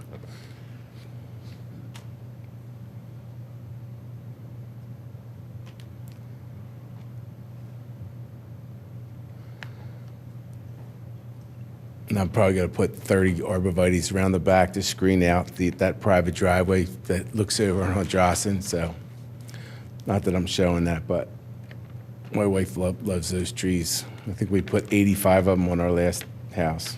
So, And that's your new water management is in the front there? yeah, With the yeah, box? right by the front walkway. Yes.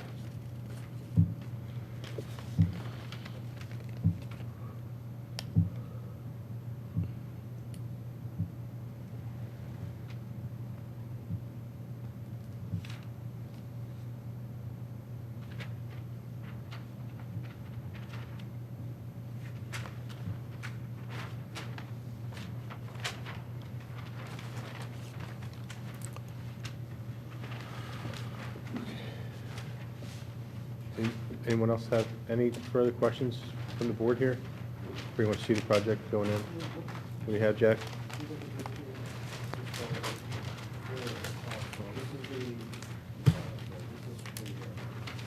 It's a triple trunk magnolia, 14, 12, and 8-inch diameter. Is the front wall coming out too, or no? No. That's showing like a slope there next to it. There's no new grade work in the front yard, right? No. Wait, is that steep slope right there? Yeah, that must be what he's showing. Okay. Because it's on the other side of the garage, on the property line too, up the driveway, I mean. It's got the same detail. Well, he's saying that there's not going to be any disturbance around that side of the house, just to see. Yeah, well, I can do those 3 trees in the front, I mean. We'll just put a circle? Yeah, that's no big deal. Okay, that's fine. So we'll have the tree protection added to the magnolia in the front? I'll do those 2 maples too. And the two maples, the 12 and 14-inch maple along Atterbury Road?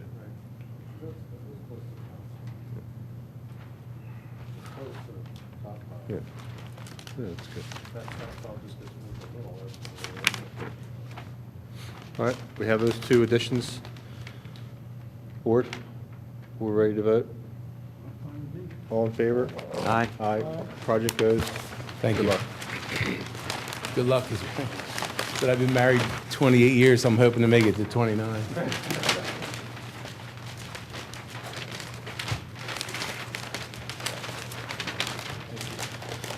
Next up, we have 217 Pine Tree, demo existing structure, new house, drive, walks, patio, 1870 cubic yards soil, staying on site.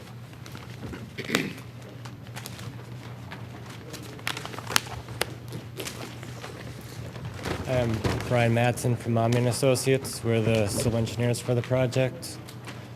Sheet 1 of the plans shows the existing conditions on the property. The existing residence, patio, driveway, front walk are all proposed to be removed.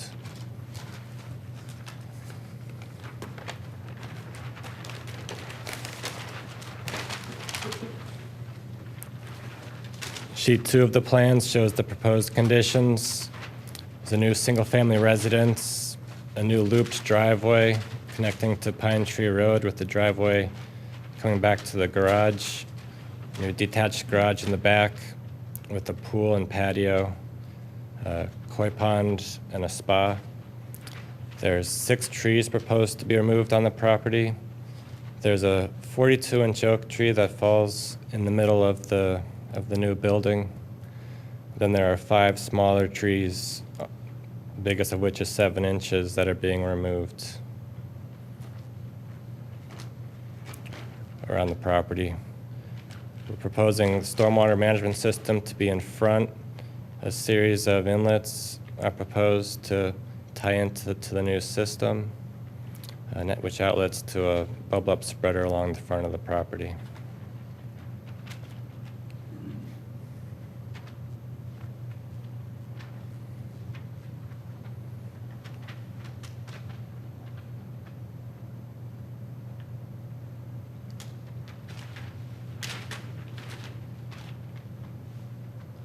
So is there a plan for the replacement trees? Based on the replacement formula, 13 replacement trees are required, and 4 of which will be large canopy. The replacement plan hasn't been prepared yet, but we'll be working with John to prepare a plan that's suitable to Radnor Township.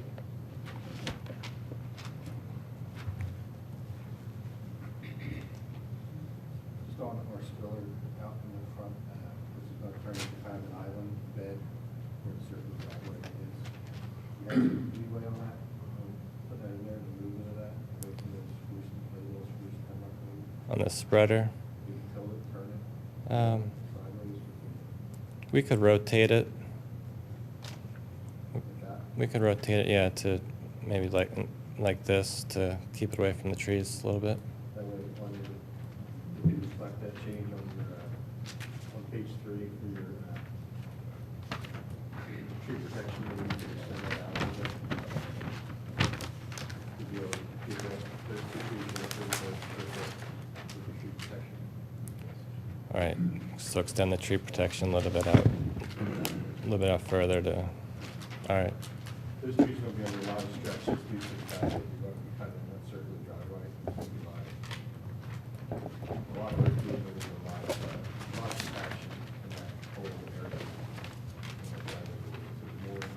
The more room you give it, the better off the chance they're going to move. Where do you have these proposed utilities come in? There's a proposed septic system in the back of the property. Gas is coming through the front. Water is coming through the front. That's existing, right, the gas and water? Correct. Electric is coming in through the side.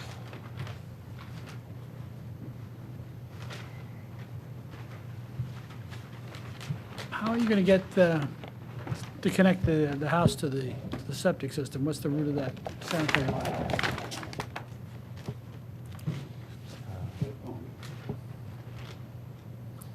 There will be a pump coming along the side, around the side of the house, back to the system. But you're going to keep it away from the trees, right? The root, you're going to keep the piping in between the tree roots. Correct. It is not shown on this plan, no. So are you showing the field itself, or are you showing tanks here too, or? For the septic system? Yeah. We just have, I don't know if the system has been approved yet. We're showing the location of the system in the back. Of the field, right? Of the field, right.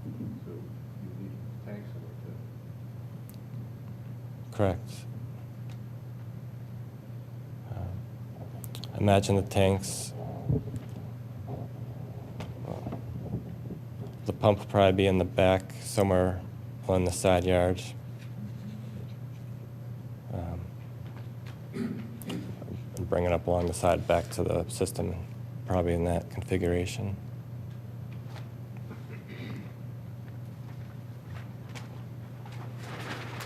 How are you gonna dig that, you're gonna have to backhoe or something go back in there, is that right? All right. But you're just gonna stay away from the tree protection, that's what those are for. Right.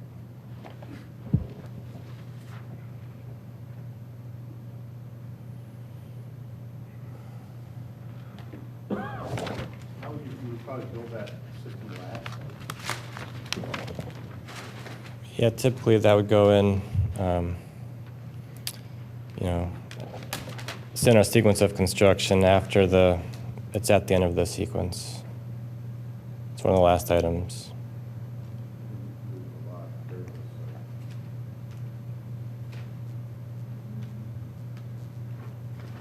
So the sequence is house, garage, pool, and septic? No. The other way, you would want to do the thing in the back first. I'm Chip Vaughn. I'm just here as the builder.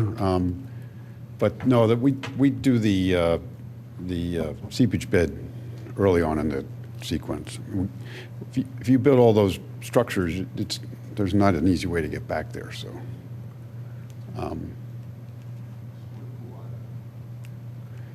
Correct, although, yeah, you're right. So the swimming pool might have to go in early as well. We're building a house over in Lower Merion and Great Springs Road, have the exact same situation. We've just not worked on the garage. We're waiting to do the garage last. The house will be almost finished by the time we start the garage. Just your thoughts on the tanks for the septic, just undetermined right now, the tanks for the septic, or? I believe it's all been designed, but we haven't gotten a final approval from the SEO. So, but I think the tanks are going in this area right here. Just below the koi pond? Well, outside of the actual building envelope right there. So in this area right here, I believe. My son's actually handling this, and he had to go home to his kids. But as I say, the plan is the septic system has been, the perk's been done, the system's been designed, but I don't know that we have approval. So that's probably why it's not on this plan yet.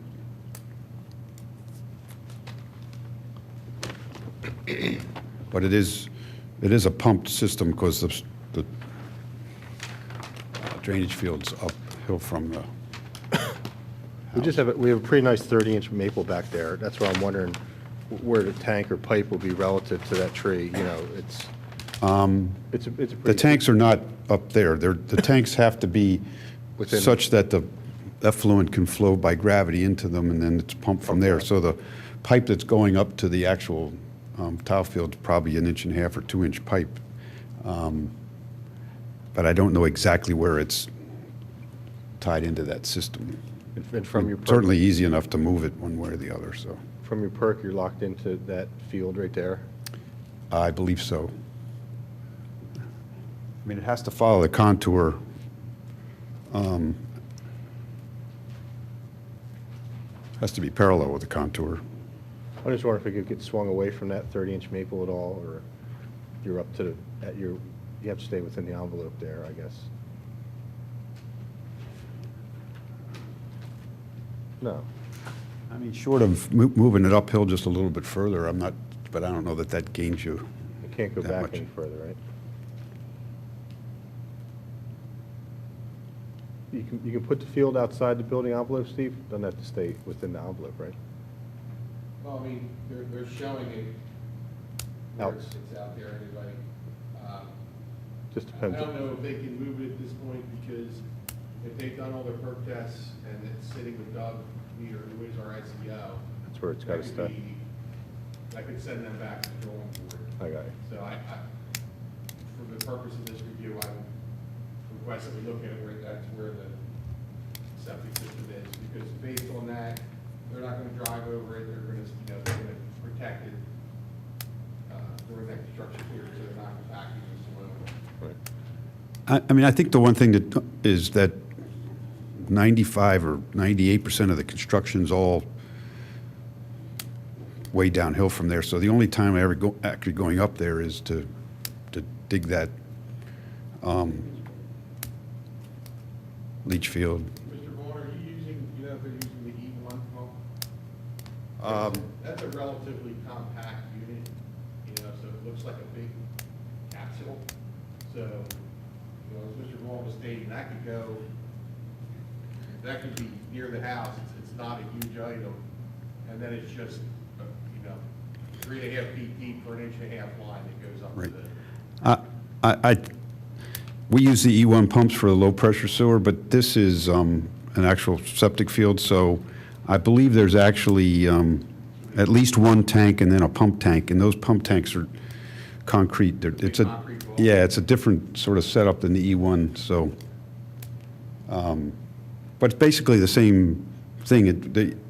Again, the effluent. You're pumping from A to B. Exactly. You need a tank for the effluent to go into, and then it flows from there into the pump tank, and then it's pumped uphill. But I'm pretty sure that line's no more than 2 inches. I would think you're correct. Sue Jones is actually going to go check the database to see where the permit stands for the sewer system. So we have, our landscape plan will be worked out with our arborist as far as where these canopy trees. We're using, I don't know if this makes any difference, but we're using Gordon Eady, and they are actually working with the client as we speak, but it's hard enough to get her to make up her mind about where the koi pond went, so trying to get her to deal with landscaping at this stage of the game has been a little tough. So, I mean, we know what our requirements are in terms of the replacement planting. I just can't tell you exactly where everything's going at this point, so. So that'll be worked out with our arborist then. I mean, there's not a huge number, so it shouldn't be too difficult to find a place for them all. Okay, board, do we have any more questions for pine tree job here? Okay. You're basically going to start at the back and work your way out. Is that right? And by doing that, you'll be able to avoid those trees in the backyard. Yeah, yes and no. I mean, I would say, as I said before, the actual construction of this garage will probably start well after the main house is up and under roof and so forth. So we have access back there. So I don't want to tell you the first thing we're going to do is dig this septic field. Our concern is making sure you don't have to run tractors and stuff inside the drip line of that tree. The 30-inch maple you're talking about now? Yeah. Yes. And trying to keep as much of that heavy traffic away from this lower side of the property here, where this row of trees, there's a bunch of pines and some other things that would be tight if that's how it had to be, if the garage is already built, you know what I mean? So that solves that problem. Okay. Okay. All in agreement here? Ayes have it, so proceed with the project. I have, next up is 321 St. David's Road, demo existing structure, construct new drive, walks, 450 cubic yards of dirt taken off site.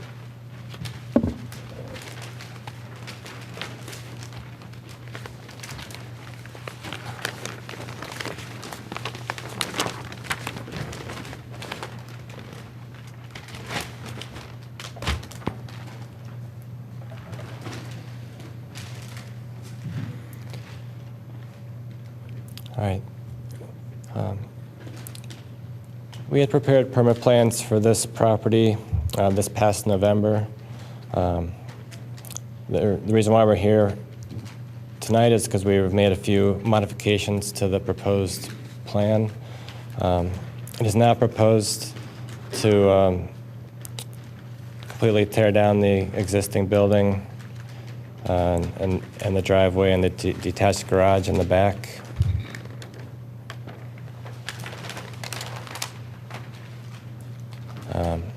Some minor adjustments have been made to the plan. There's a construction of the new single-family dwelling. There's been some minor changes to the driveway configuration. The proposed garage has been slightly shifted. And in the meantime, Shriner has prepared a hazardous tree report, which has been worked out with the township. Several trees on the property have been determined to be dead or decaying. Those trees are listed on our plan. There's 2 viable trees that are proposed to be removed on the plan. Those are a 15-inch maple and a 10-inch holly tree. 2 replacement trees are required and will be planted on the property. There's an underground stormwater pipe system in the side yard of the property. Since there's very little percolation on the property, in order to meet the township's recharge requirements, we have designed a rain garden in the back of the property in this location. And this system and the rain garden tie into the existing culvert that runs along the back of the property.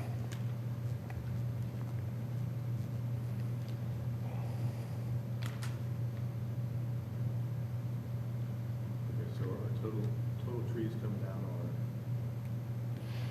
Total viable trees coming down are 2. There are 9 dead or decaying trees that are proposed to be removed. that information is in our package. Yes, it is.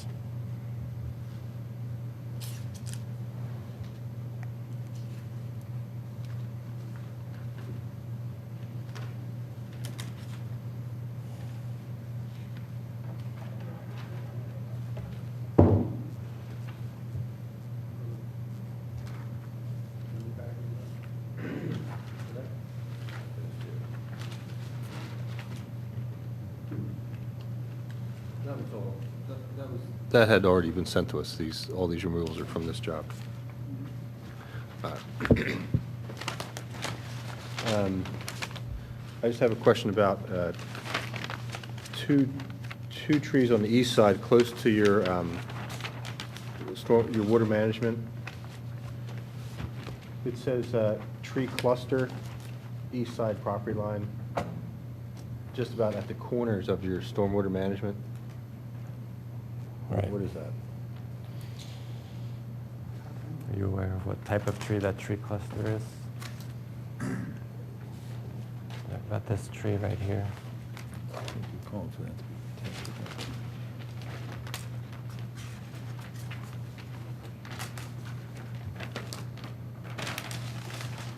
I don't know if it's something we have to worry about or if it's something small. It's a small tree, and it's among a lot of brush that's along there. We do have it protected. The entire side of that pipe system is going to be protected with the silt fence to protect anything along that property line. Yeah, I'm just wondering what, you're going to be digging into its roots pretty significantly with this management box. So I was just wondering if it was some significance or if it's nothing, maybe it's not so small. I think there's swamp maples. I think there's shooters from years ago that have grown up. Just small sprouts or something? Exactly. They'll only tag anything that's over 6 inches, the engineer, so. Right.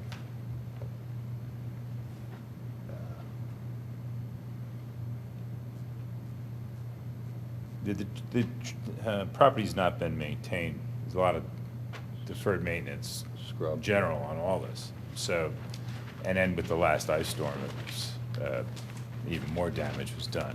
That's why we had Shriner come out prior to completion of this plan.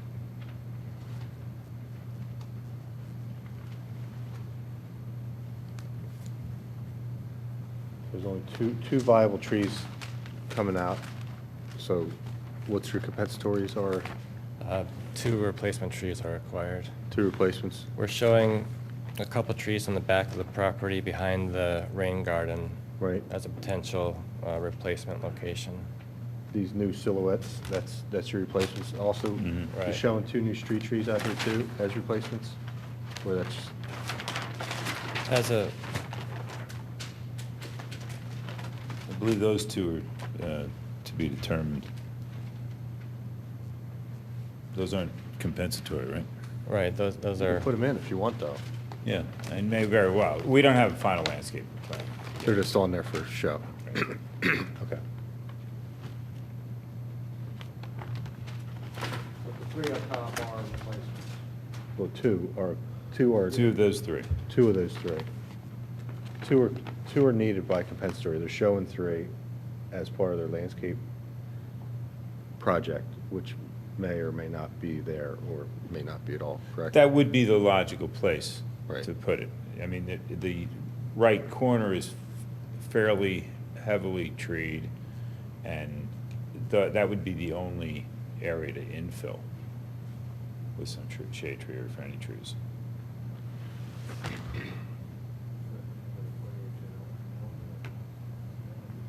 We're in the property line corner.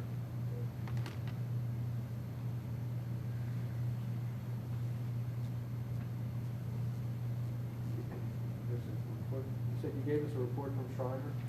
Yeah, there should be one in your, but I think the, yeah. And it's on the next, In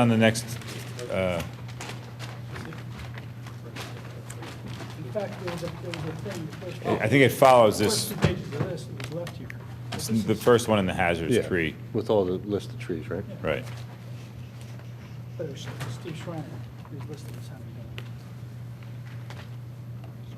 No, it's good.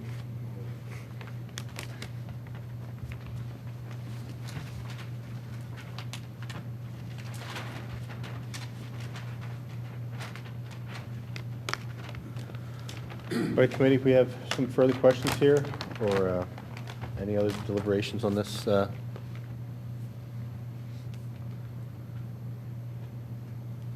Anyone else have anything, Gus, anything?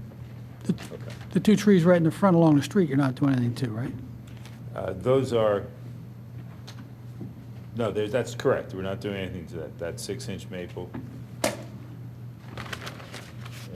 9-inch maple that's there, that's staying in place. That's correct. The other 2 canopies you see are street trees that may or may not be part of the final landscape plan. We're not going to constrict the landscaper in that. But there is a 9-inch maple there that's there now. Okay, but those 2, they're actually not there. That's correct.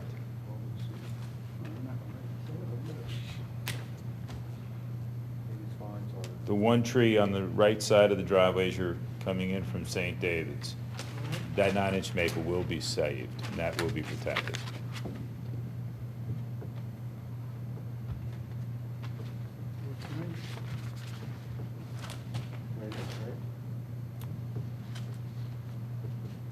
Yeah, I'm just trying to find the rest of these.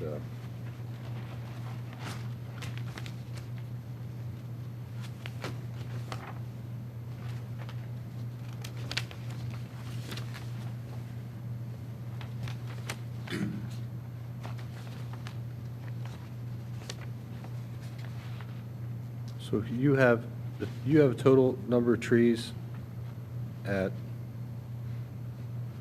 how many again? The viable trees are 2 that are being removed. And what's the total number of trees he has? Including the dead and dying? Yeah. No. Okay. I'm just trying to match them up with those pictures he has here. All right. It says a box elder tree, but I don't see it in this picture thing. I don't have that, but I do have a different report, another report.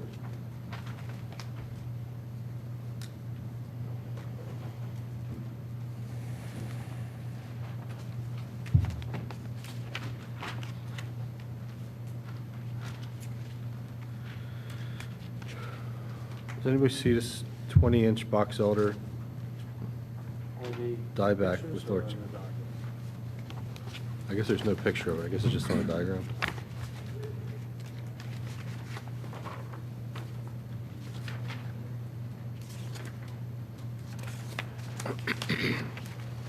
One, two. The list of those trees isn't on your, I just have I have the report from, the hazard tree report from Shriner here, but not everything has a picture, so I'm not sure.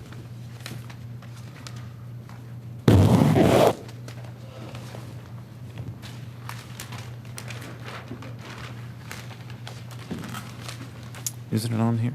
Didn't you put this on here? The box elder? yeah, I think there's a, I think it's shown on this plan. Trees are Oh, yeah, it's on sheet 2. This is our list. Okay. This is our list.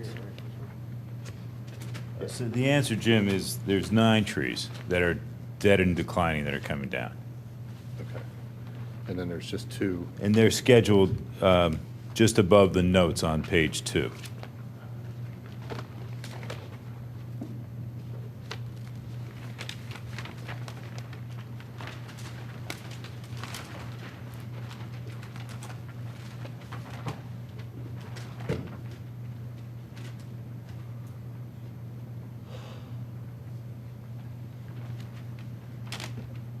And some of the hazardous are extremely hazardous, actually.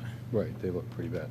There was this one particular tree, a box elder tree, 20-inch box elder tree that there's not a picture of in his report. So I didn't know if that was, it says dieback with a large cavity, so I guess it's in bad shape. I just didn't. Yeah, see a that's picture. in one of the ones in Village. It's in the back, it's in the rear right corner. That's correct. Okay.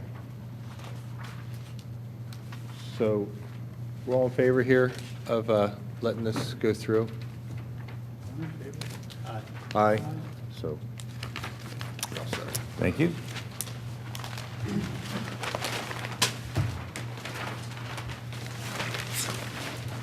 Okay. I have 719 Bryn Mawr Avenue, demo existing structures, 120 cubic yards of dirt on site.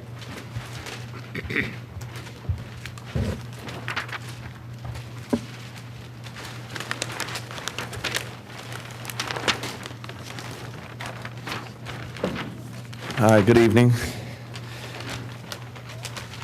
Steve Owens, property owner.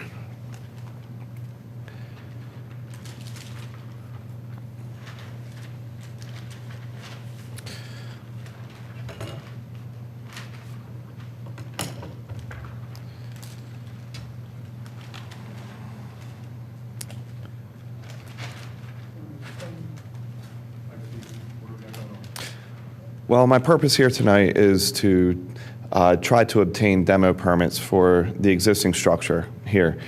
Right now, the only existing entrance to the property is this driveway, which comes off of Bryn Mawr Avenue, down to the house. Along this driveway, there are a few trees.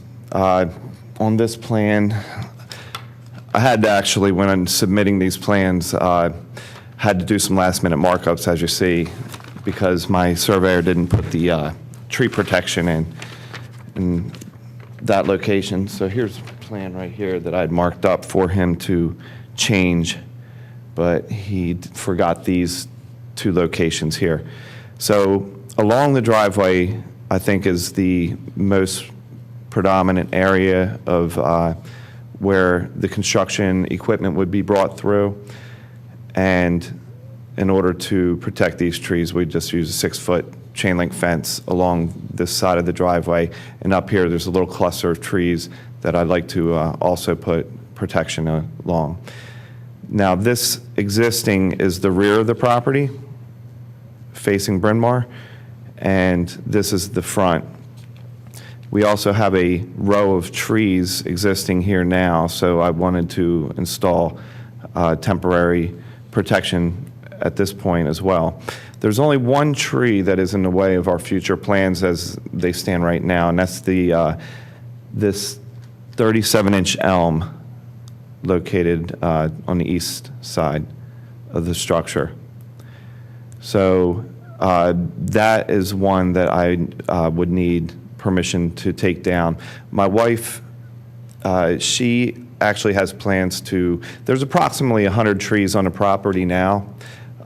Maybe 20% of those are dying, decaying, and some have some really extreme lean to them, which is a falling hazard. My neighbors have been complaining about. I've spoken with some of my neighbors along this small development that was built probably around 20 years ago, and they said that they're really concerned about these exterior trees along this line of the western side of the property. So there are X's where some of these trees are located that are concerns. They're not actually determined to be taken down as of yet, but once we get into the building plans, then we'll be more aware of what we need to take down. I'd love to work along with John if I could in determining which ones are just need to be taken down as far as hazard is concerned, because since we bought the property, already 2 trees have come down on their own in storms. And one of the trees along Bryn Mawr, this one right here, is actually dropping branches that are 20 inches in diameter, luckily onto the property as opposed to the street side. But there's power lines that run across the street, along the street here, and I'm concerned with this row of trees here, which are dying. They're dead, if not coming down very shortly. I actually have a picture, I don't know if you'll be able to see it, of one that just came down the other day. I don't know if I can. Yeah, you can actually see. This one just came down in the last storm we had. That is located right where this concrete pad is. Then I also have pictures of just to give you an idea of some of these issues that we're having with the branches dropping off these trees. Right here, if you can see. That's the one along Bryn Mawr Avenue. And you can see a large, branch broke off of that. Luckily not landing in the street. So I'd like to address some of these trees as quickly as possible. I know it's not the reason that I'm here specifically, but if I could work with John in determining which ones are extreme hazards, I would gladly work on that immediately to take them down. My wife has already plans to replace or a plant in the future, not replacement plans, but 60 trees on the property coming up. And she'd be better off to tell you which type of trees. She did actually send me a text message stating what type of trees that she wants to plant. Okay. Yeah.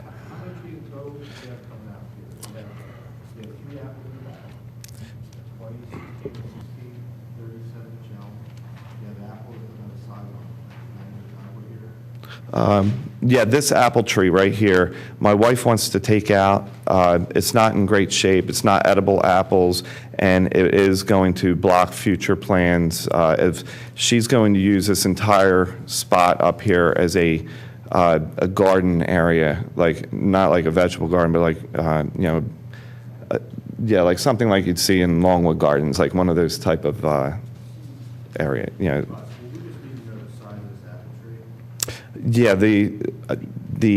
for some reason I had to write apple on there. The only tree that the surveyor missed was that tree, and I can get you the exact diameter of the trunk, but I believe it's around 10 inches.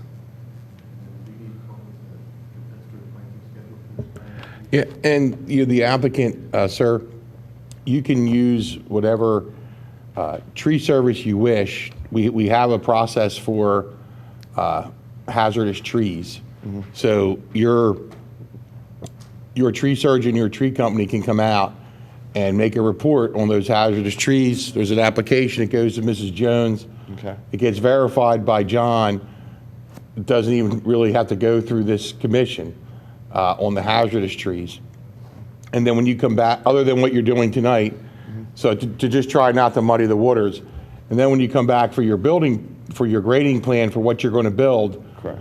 with what's left and everything is tagged and noted appropriately, then this commission can opine on what you want to do then. But to streamline it, concentrate on what you're looking at tonight, get your arborist to come out and do the hazardous tree report. Your next plan submission will be much cleaner, and it'll note that these trees have been removed. Right, exactly. That's what I was going to suggest. When I do come in for building plans and the grading permit for that, then we'll have a very good idea of what we want to do with the trees that are existing on the property and what type of trees we're going to be using to replace any that we take down, and then the additional trees we plan to plant other than that. I know you mentioned that that elm was the main one that was in your building footprint, but you do know that elms are like a super highly protected tree. I'm not aware of that, no. Oh, yeah, elms, well, Dutch elm disease eliminated most of the elm trees in the country. A 37-inch elm tree is a very rare tree. And if it's in good shape, I mean, it's just one of those prized, it's probably as Jim said, it's probably the best tree on your property. Oh, wow. Well, the tree is not in good shape. At the trunk, it seems in good shape, but the higher limbs are dying, some are dead, and very minimal leaves coming off of this tree. So that's another one that needs an arborist to look at and to, the plans of the expansion of the footprint of this property are going to come out to about the edge of this concrete pad and about another 10 feet to 15 feet towards the back of the house, and then maybe a 10 or 15 feet out towards the west side of the property. If you don't need to take these trees down for your demolition permit, I would suggest, this is just a suggestion from a staff member and to this commission. So if you don't need to take these trees down for the demolition permit, I would apply for the demolition permit, leave your trees up, get your arborist, do your hazardous tree report, because the 37-inch elm as a heritage tree falls under the purview of this board, this commission. If your arborist says it's hazardous and John Hosback agrees, then it's not a huge issue.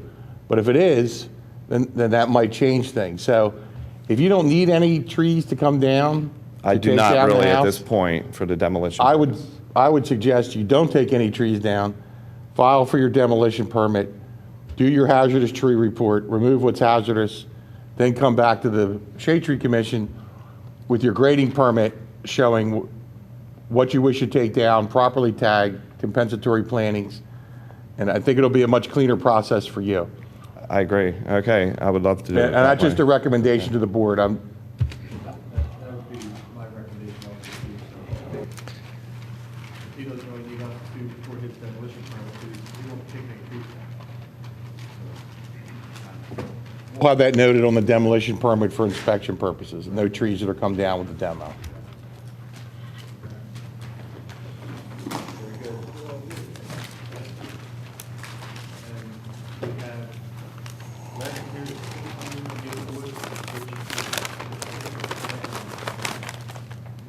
Thank you.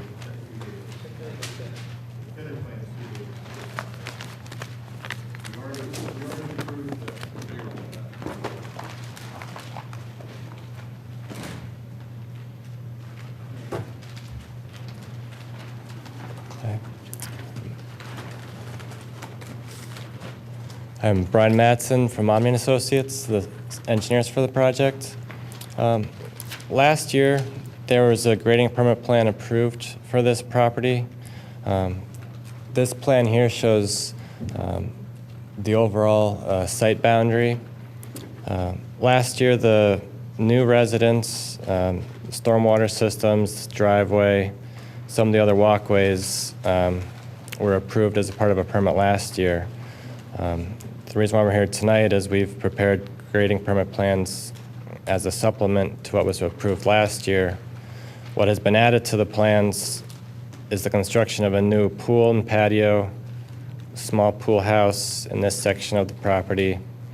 There have been a couple minor adjustments to the walkways in this area.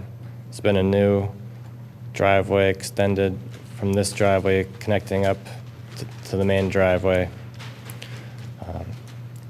As a part of the permit last year, there was the proposed sanitary configuration ran from the corner of the house, and it came down. There's an existing driveway in this area.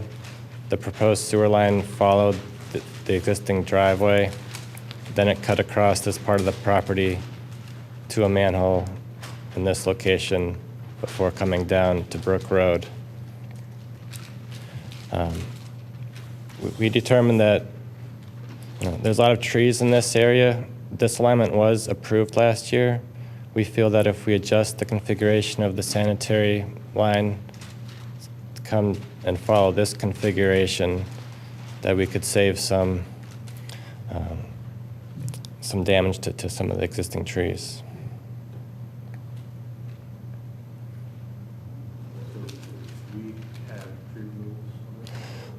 There are no tree removals with this application.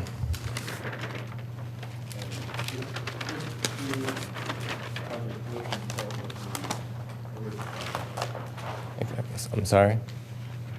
This pool project wasn't part of the last year's Right, barn it was thing? not included. This is all new. Right. And page 3 of the plans shows some of the new grading and stormwater controls associated with the new work. At the base of the new driveway, there's an existing low point. There's a depressed area with just an end of a pipe. There's an existing pipe that runs from here and follows this line down to here. The pipe is undersized and it's overflowing and it's causing some major erosion in this area of the property.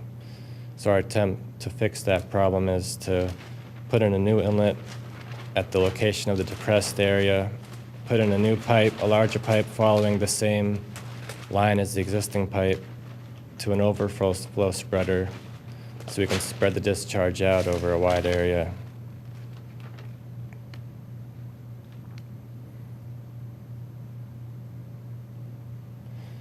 And this sheet shows the new configuration of the sanitary line.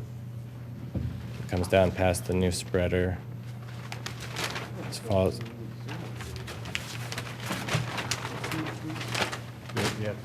How are the trees delineated on this?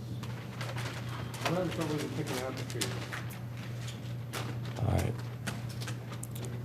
Huh? Yeah. There's dots and then there's. So you don't have any description of the trees or the size or? 34-inch poplar, Well- 18-inch pine, 25 poplar. Oh, here.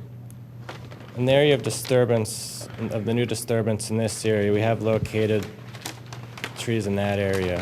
Oh, yeah, okay, down there, I see. Up by the house. The other trees which were already approved to have been removed with a prior permit have been removed and are not shown on this plan. Could you say that again? The trees that were approved, there was 19 trees that were approved to be removed last year, Okay. and those trees are not shown on this plan. That probably explains it. So you have a water management system as part of your pool project here for taking the runoff from the walkways and everything? The two stormwater systems back here are the systems that were designed as with the construction of the residence last year. Right. These systems were over-designed in order to compensate for the new pool area. Okay. So there aren't any stormwater systems, but to collect some of the runoff, there is a trench drain along the front of the pool house, and that's conveyed over to a new inlet in this area.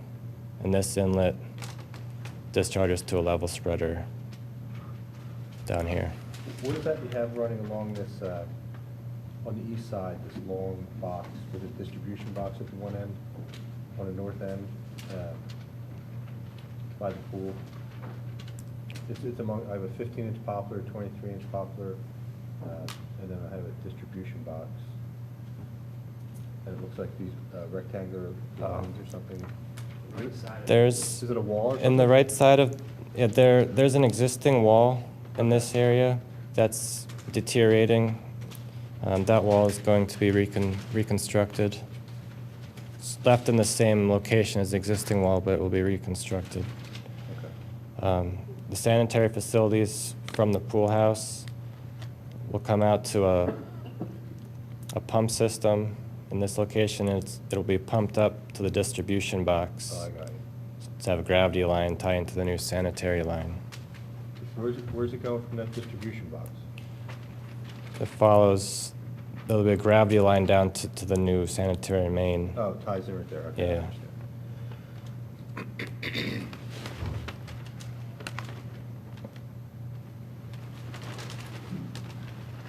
Do you see where you have a 15-inch poplar, and then below that you have a 23-inch poplar? Near your distribution box, the writing of that? Yes. Where is the pin for the 23-inch poplar located? Basically, there's an existing gas line shown in the area. It's Yes. an abandoned gas line that's no longer in use. Is that the pin runs There's right a through pin it? that runs right on, it's right on top of the gas line. Okay.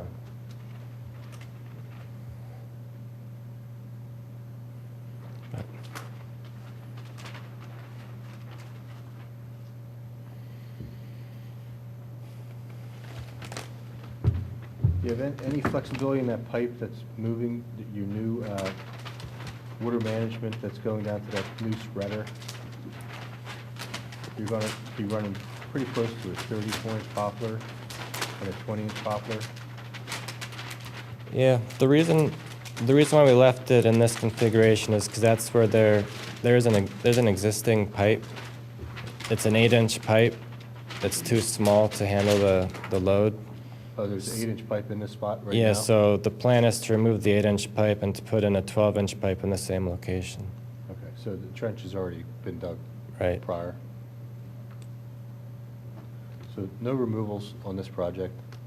Your pipe work's including this new pipe to the spreader?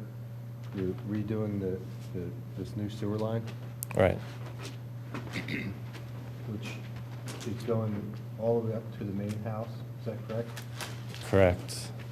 But you haven't marked any trees in the location towards the house because there are no trees, or just they're not going to be impacted by the digging of that line? Right. The trees in this location, the only trees in that area were the ones that were approved to be removed last year. So there aren't any other, Right. there aren't any other trees in that area? Correct. So the only other trees that we're basically worried about are the 15-inch poplar, 23-inch poplar, and this grouping of poplars that are around this line that you already dug? Correct. Okay. And there's no further grading on the side of the pool where the wall is being rebuilt, where that new sanitary lateral is going to be put to the distribution box? There's no other grading on the top side of that wall there? Or, excuse me, the lower side of the wall? Yeah, the only grading will be in between the wall and the pool. Nothing on the other Right. side?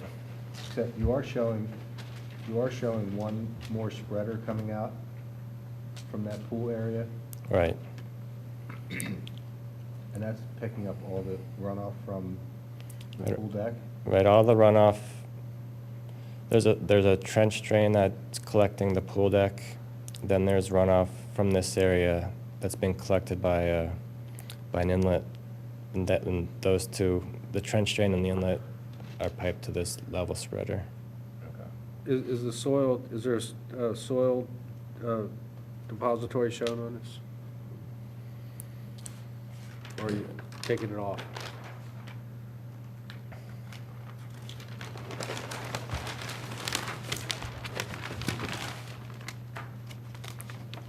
The topsoil stockpile? Yeah. Yeah, that's gonna go in this area. What page? Sheet It's on, five? yeah, on sheet 5 of the plans.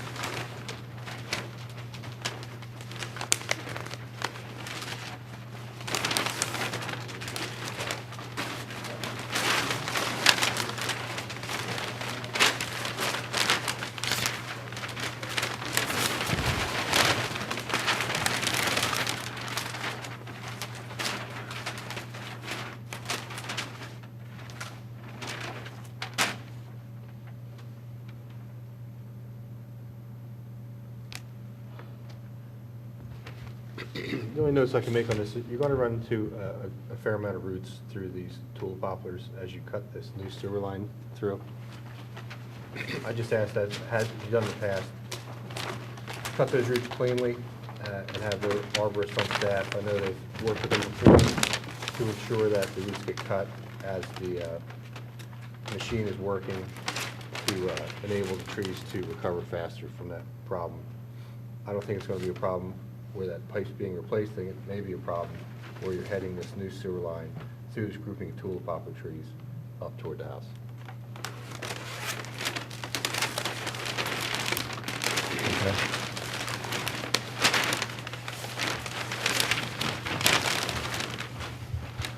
Did we look at the construction access to it? To the pool. Yeah.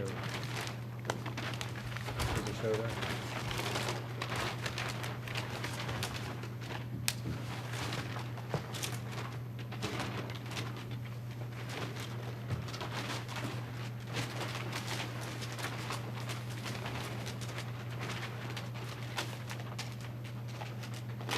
What is your construction access going to be to the pool?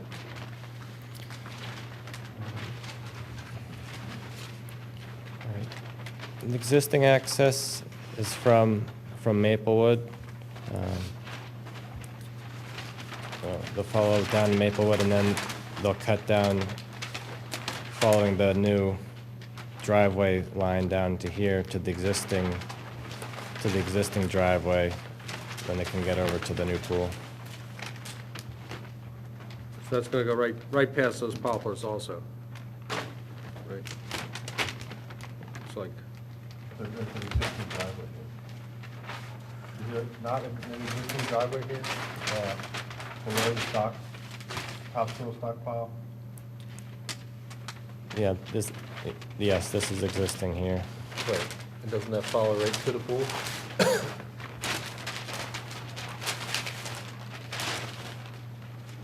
Yeah, excuse me, you're right. There's an existing driveway that comes in all the way down to the new pool. okay. They have an area of tree protection up closer to the house. That's not from this project, right? It's a little square box. That's the protection fencing around the stormwater systems. Is this Yes. what you're talking Yeah. about? Yeah. But this new it looks like two-tire track road, that's a newly proposed road on this plan, or that's existing? This road here? Yes. That is the new driveway with the grass strip in the middle. That's new for this plan? Right. And these blue walking paths? Right, yeah, that's a porous paver walking path.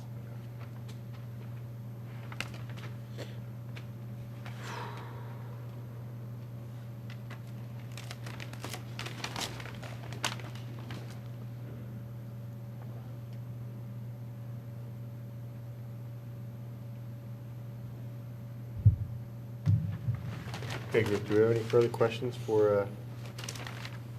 about this, so we understand the process here? Okay. All in favor? Aye. Ayes have it. Thank you.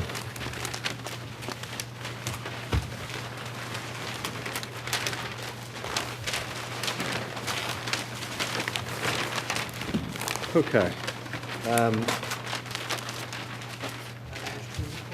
Hazard tree reports for the township, approved for removal by township arborist. We've pretty much just gone over the 321 St. David's Road. I'll go over it again. This came up with the last plan. 2 plans ago, where we had Nora Maples, 14, 15, 19, and 26-inch, 20-inch box elder, 12-inch cedar, 6 and 8-inch holly, 12-inch Japanese maple, 3-stemmed elm, small mulberry. All trees have one or more following issues: cracks, lean, dieback, large cavities, damage by ice, unbalanced, weak, or canker diseases. We have 365 West Lancaster Avenue, 36-inch Nora maple, vine covered, 80% dead. I have 220 Ithing Creek Road, 32-inch sugar maple, compacted soil, caused crown dieback and storm damage. 34-inch black gum, compacted soil, caused crown dieback, hollow cavity.